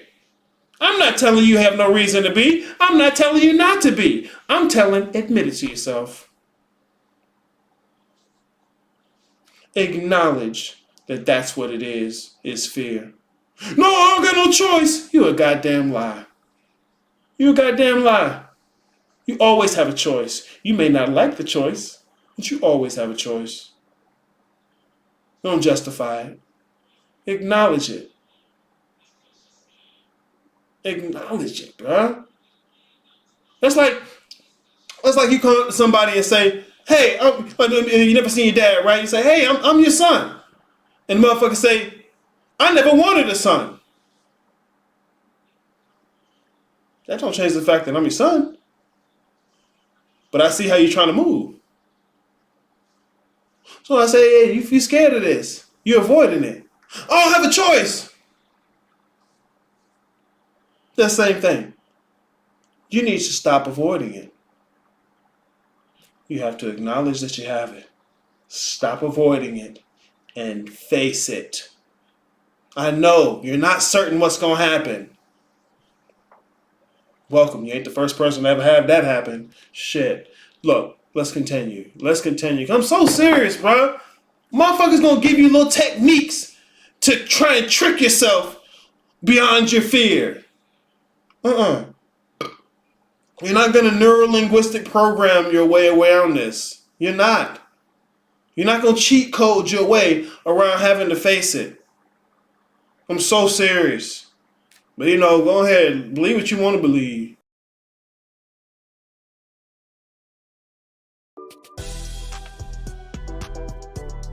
And I believed it very, very deeply. So I'm emotionally attached to that view of myself. I'm emotionally attached to the idea that it's important for me to be famous or to be the best musician or whatever my thing might be. I'm attached to all those things. And the fear that you experience, and for me, I just expect this on a daily basis. I expect to experience fear because I'm in the process of letting go of deeply held false identifications of who I am that have, and I don't blame myself. We're born with them. And I was trained in them.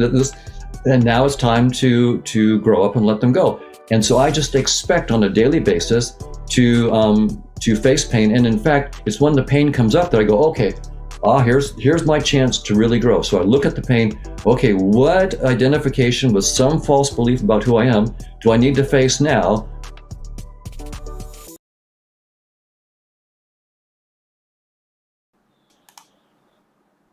You think I'm saying risk shit because I want to motivate you. No. Fuck you, little self-conscious little piece of shit.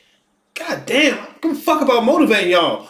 I'm saying this because this will consistently be the problem. When I'm working with people, I'm listening to you. We actually doing this stuff. This is consistently the problem. This is consistently the problem.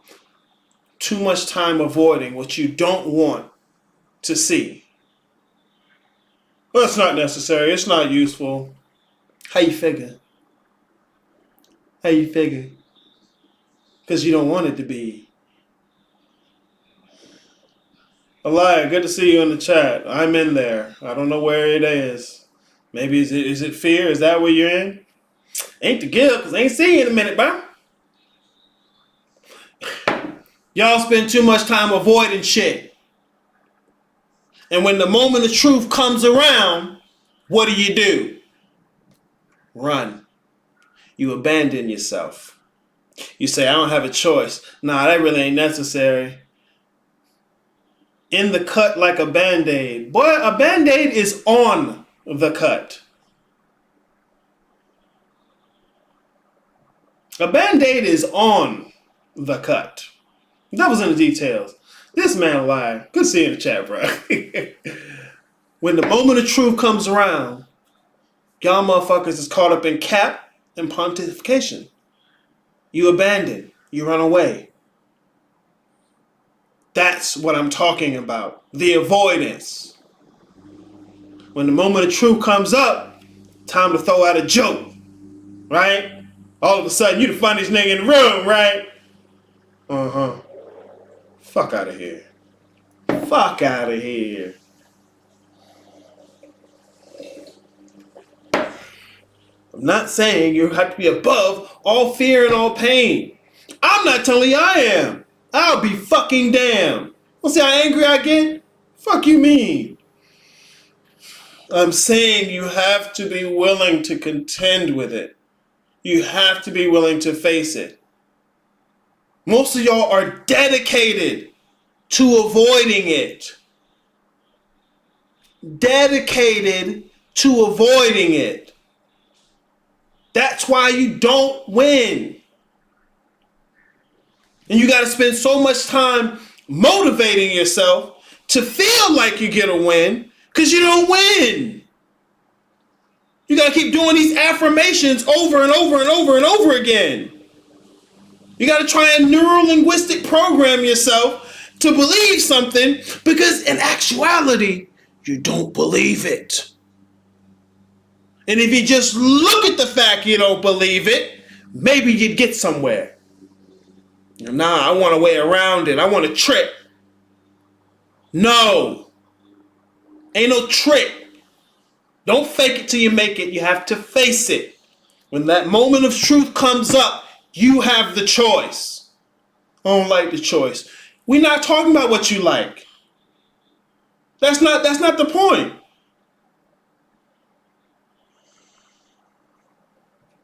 Ugh. Marshall said, not my NLP.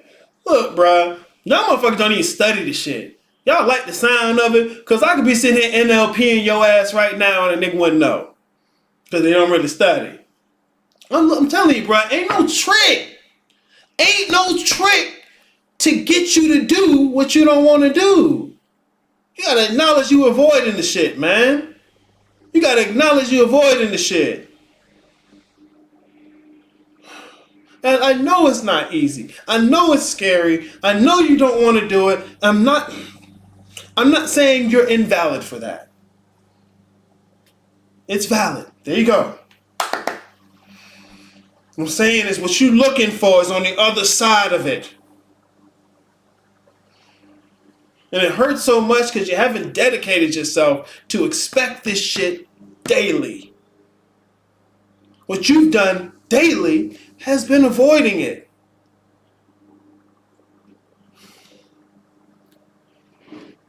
Lifestyle.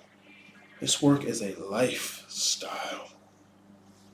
It's not a pocket full of tricks and motivation. We manifested money, y'all. Money coming to me. Money coming. Shut up. That's the dance broke niggas do. Shut up. Fuck. Look, I tell you this about money, bro. Money does one thing. Come and go. Sound like two things, don't it? It's one thing. Come and go. Motherfuckers always want money to come to them. They miss it. Yeah, validate my feelings, nigga. Man, fuck your feelings. Bruh, I'm so serious. There's no brain upgrades. Alright? No brain upgrades. That ain't what this is about. That's meatbag again.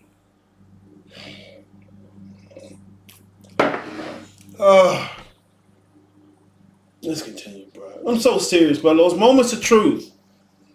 That is where you get the choice. You get the opportunity. Acknowledge that you're fearful. Stop avoiding it. Face it. The moments of truth, guys. Because talk is cheap. Talk is fucking cheap. That's why everybody will do it and motherfuckers don't shut the fuck up. You got reels of everything. Ugh.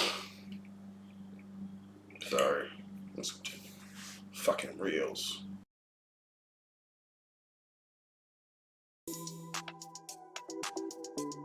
So there's all sorts of beliefs that I have to face, and in the Christian tradition, I mean, it's mostly you see this in the East where you're doing this kind of thing. But I think even Jesus spoke to this when he said, if anyone will come after me, they have to take up their cross daily, and die basically, every day. So and that's the way I view it. I'm dying to my old model of myself, and it hurts because I really believed it. And I'm having to let go of all these old beliefs that I have had for decades, perhaps. And so they're not just intellectual; they're limbic. There's emotions attached to them, and so it's a very visceral kind of thing. And so anxiety comes up out of it. And so as I face them and really face them, and Kurt, being in your body is important because that's where so I get in my body and really, really feel it. Don't turn away from it. And then often, it doesn't need to be intellectual, but it just needs to be present. But eventually I will often see, there was that same old belief. Okay, the reason I'm in pain is because I believe I'm that, and that's false. And I don't want to let go of it. It hurts to let go of that. And it's scary because I'm going from what I thought I knew into something that I don't know. So it's also the fear of death and the fear of the unknown wrapped up into one wonderful ball. And that's what we have to do, is to face the fear of the death of what we know and the move into the unknown that we don't know. And so there's two fears, and it really is. So my feeling is that that's not a side, that's part of the whole practice. And you should be told up front that that's what it is.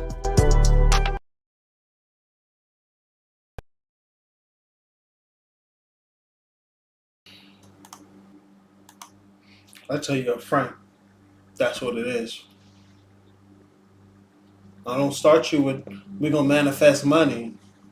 Come get your finances right. Here, I'm going to teach you to control your emotions. Mm-mm. You need to start running from them. Yeah. But you gonna program yourself to just rise above it and avoid it? No. I'm not even gonna teach you how to control it. You need to look at it. You need to face it. That's your issue. And you know it's your issue. See, you know what I'm saying? Y'all niggas know that's the shit. But you still want to feed me bullshit. And I gotta eat it before we can have a conversation about anything.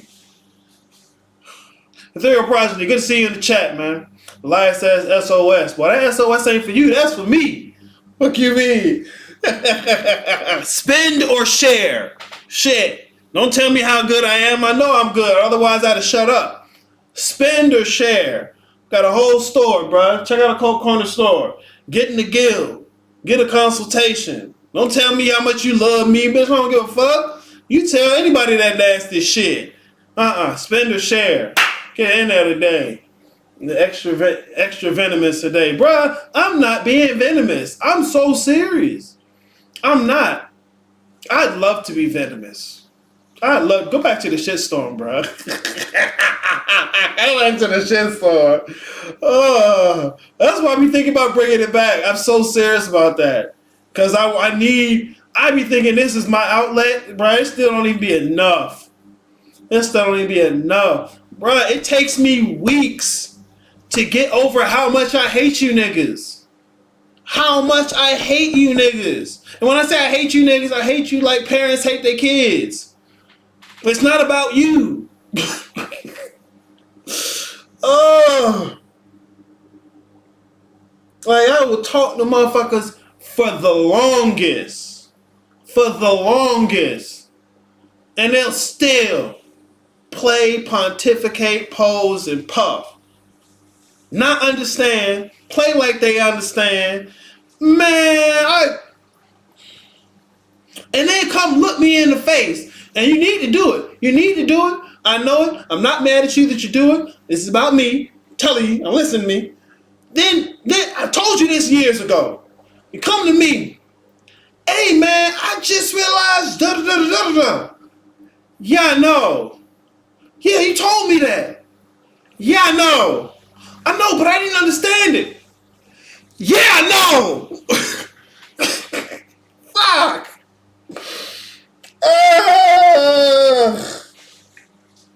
Because look, if you didn't understand that, then everything in between there we got to do over. Because you didn't understand that either.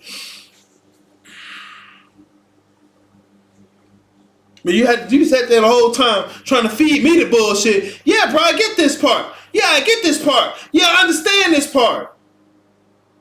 Now I ain't got a question. Bring the shitstorm back. No, man, look. Y'all niggas ain't even watch all the shitstorm. They ain't understand that. Get in the guild, Dawson. Fuck you mean. Doors is open. You too are lying talking about the smooth assist, but we ain't even on the same court at the moment, boy. You in the chat. Fuck you talking about? Ain't seen a nigga in forever, boy. Get y'all asses in here. Okay, look. The fear. These are the two central fears, okay? These are the two big fears. It looked like it's a whole bunch of different fears. Consistently. These are the fears we're talking about.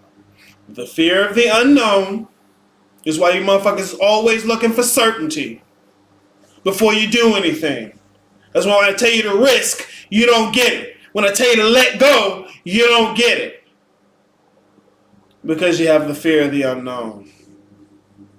Usually how I tell people to deal with this is not to try and ignore it, not to try and get rid of it, but to actually look at it, bro. Because look, this is the thing, man. The things that you fear are within the realm of shit that you can imagine. Let me say it again. The things that you fear are within the realm of shit you can imagine. With the spiritual work, what I direct y'all to do is to get in touch with the much larger realm of reality that you can't begin to imagine. And be comfortable with it.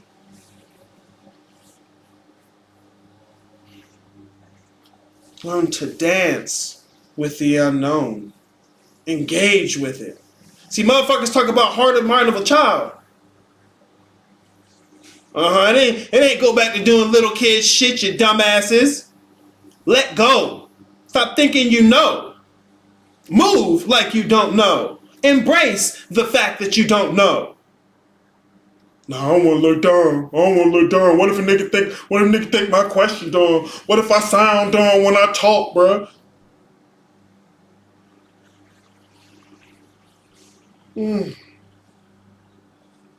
See, I'm not venomous. I could be. I actually want to be, but I can't. Because babies can't handle that. I get it. Okay, I'm late to the party, but you got your nose pierced. But you extra late. What are you talking about? I'm coming back to the guild right now. I'm about to take my panties off. What? Stop. You tripping. Look, it's welcome week for the last season of the year. Look, better late than never, I guess you could say. Get your ass in the door, man. Get your ass in the door. No condom, no consent. Yeah, look, I'm putting my foot all the way in there. Don't ask me about my shoe.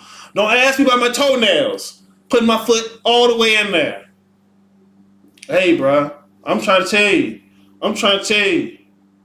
Put my foot all the way in there. I ain't doing nothing about that bunion. That toenail gonna be crooked. No, I don't need no sock. What piece of shit, bro. Y'all think I'm joking. Anyway, the fear of the unknown and the fear of the uncertainty about the change. That's sort of like the fear of the unknown, but it's a little subtly different. Check this out. It's preferring an old demon as opposed to an unknown demon. Okay, it's not to say the thing that you're going to get is better, but you're uncertain, and so you're scared of the uncertainty. You don't know what it's going to be, and so you're scared of it. You don't know what it's supposed to be, and so you're scared of it. Okay, it's not just the unknown in its raw form, okay? It's usually a fear of death itself. All right, not even just death of the physical body, but death of what you've known. Like when you watch Hoarders, bruh, you see these motherfuckers pull that trash out of there. Take that pile of newspapers from 1942 and look at the person, bruh. Look, that person is dying. There are parts of them that are dying. They saved that stack of papers because that was the happiest week of their life. And they haven't known happiness for years. That was the happiest week of their life. And every time they look at that crusty pile of newspaper, they feel something. They don't even know what they feel. But it's better than what they know. And they sitting there trying to throw away my newspapers. I need that. But sir, there's mold on this. You can't even read the writing. You don't see the rat shit? Nah, it's good, bro. Give it back. Give me back, my... I'm telling you, bro. Y'all niggas don't listen, bro. You think I'm playing. I'm so serious. Just for a nigga screaming help. Who gonna help you? And look what happened. What color the shoelaces, bro? I'm gonna lace you up. You ain't gonna worry about what color the shoelaces are. But look, that's what's gonna happen. I'm gonna play with you like it's my foot, and then I'm gonna point out the fact that's your own foot in your ass. Then you really gonna be mad because you want to be able to blame me. Like, nope, that's your foot in your ass, kiddo. Hit you with some of that Itachi Genjutsu, nigga. You thought you was fighting me. Nah, that's you over there in the corner. Belt to ass, Diddy style, no baby oil, not the baby oil. Boy, y'all better leave that alone. Oh my God.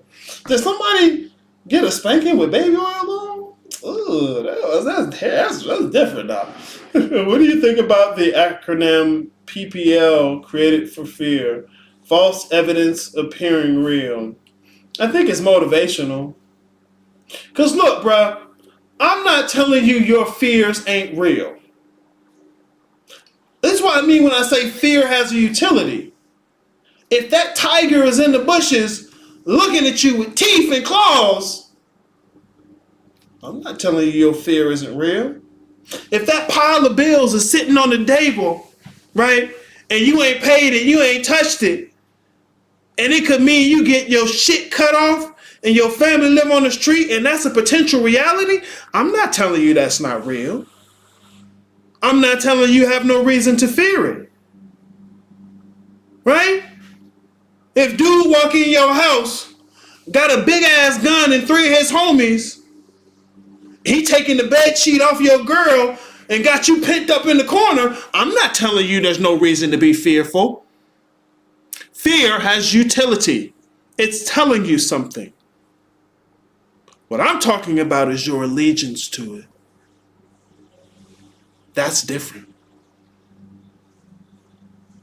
See, motherfuckers don't want to talk about their allegiance to the shit. They don't want to talk about their allegiance to the shit. As a matter of fact, they'd rather say, no, I don't have allegiance. I ain't got nothing to do with it. Mm-mm. That's what's comfortable. That's what's comfortable. Are you talking about white folks about white supremacy? I have nothing to do with that. I'm a complete individual. Okay. Look, complete individual. Look at all these other systems and institutions where it's not just individuals. What's that? Don't you work for that? Don't your cousin work for that? Your uncle? Right? Let me guess, he's an individual there too, right? Let's stop. Let's stop. You know what I'm saying? Just as much as action is agreement, non-action is agreement. Look, okay, look, dude got you pinned up in the corner, right? Him and his 3 homies in there taking the bed sheet off your lady, right? Let's say you have non-action and you don't choose to do anything about it. Ain't that agreement? Well, no, I ain't put my dick in her. I ain't the one with the gun. You're not wrong. But you did nothing. Apathy. Detachment. Right? Come on now. Silence is acquiescence. So I'm not just talking about the things you do. I'm talking about the things you don't do. Conduct is actions and omissions. Things you do and things you have failed to do. See, I ain't here to make you feel good, bruh. I ain't here to make you feel good. I want you to be able to feel good. I'm not gonna lie. I love hearing your breakthroughs. I love hearing your progress. I love hearing when the things come together. But I'm not gonna bullshit you. I could. Oh my God. That's why I tell you not to follow me. I could. It'd be funny for me. I'm not gonna bullshit you. I want you to be able to recognize bullshit. You know why? I'm not infallible. So eventually, you can become something that can help me. But nah, you too busy being a baby. But stop, I'm so mad. I'm so mad. It's alright though. That's alright. I'm just mad. Okay. I'll be alright. I'll be alright. Look, bro, it's welcome week. It's welcome week. This is the guild, bro. Don't nobody else do this. Can't nobody else do this. Can't nobody else do this. Matter of fact, really, bro, I'm the only left-hand path teacher out here. These are motherfuckers just interviewing each other and reading books. Real shit, bro. Don't nobody have a framework. They try and give you an old framework from hundreds of thousands of years ago. But it's alright, though. Because you can't unhear what I tell you. I love it. So do your thing. Take your time. You know where to find me. But for this week only, the doors to the guild are open, bro. You click the link in the description. It'll take you straight to the details, bro. You can check these things out if you're still uncertain. Or you can go ahead and jump right in and get in the fucking guild, bro. Here, look. Oh, no, I clicked this right? Nah, I gotta click it. I gotta update my fucking bookmark. or cocornerstore.com. Boom. Take it straight to the side. That's top of mobile. Click the gill. Bro, it's right here. It's right here, bro. It's whatever though, right? So let me guess. You ain't got time. You still uncertain. You gotta wait for da-da-da-da-da-da. Do your thing, bro. Go ahead. Look, you ain't gotta tell me what your excuse is. You ain't gotta tell me because I ain't gonna address your excuse. Hey, man, this is going on in life right now. I gotta da-da-da-da. I don't give a fuck. Either do or don't. I'm here either way.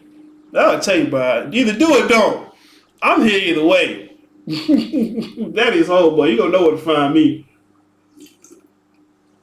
Alright, y'all. This has been it here today. I'm probably gonna hit y'all up again this week. What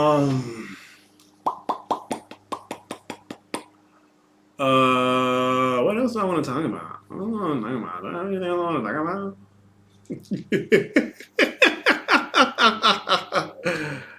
Goo goo gaga, nigga. Boy, you better get that nasty shitty diaper up out of here, boy. I'm telling you. Alright, y'all. Yo, this has been here to Sunday, man. Peep the shit, bro. Cause look, I got plenty of free shit. Plenty of opportunity for you to ask whatever the fuck you want to. But it ain't got nothing to do with that. Ain't talking about ain't that y'all ain't got enough resources. Ain't that you ain't got enough information.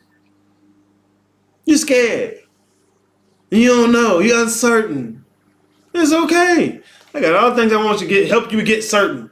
But you're not going to get absolute certainty. You're not. It don't exist. So, hey, bro, you do what you do. You know where to find me. You know where to find me, shawty. I haven't closed that. Yeah, I finished the presentation. All right, wonderful, wonderful. Y'all have a great day. Holla at your boy.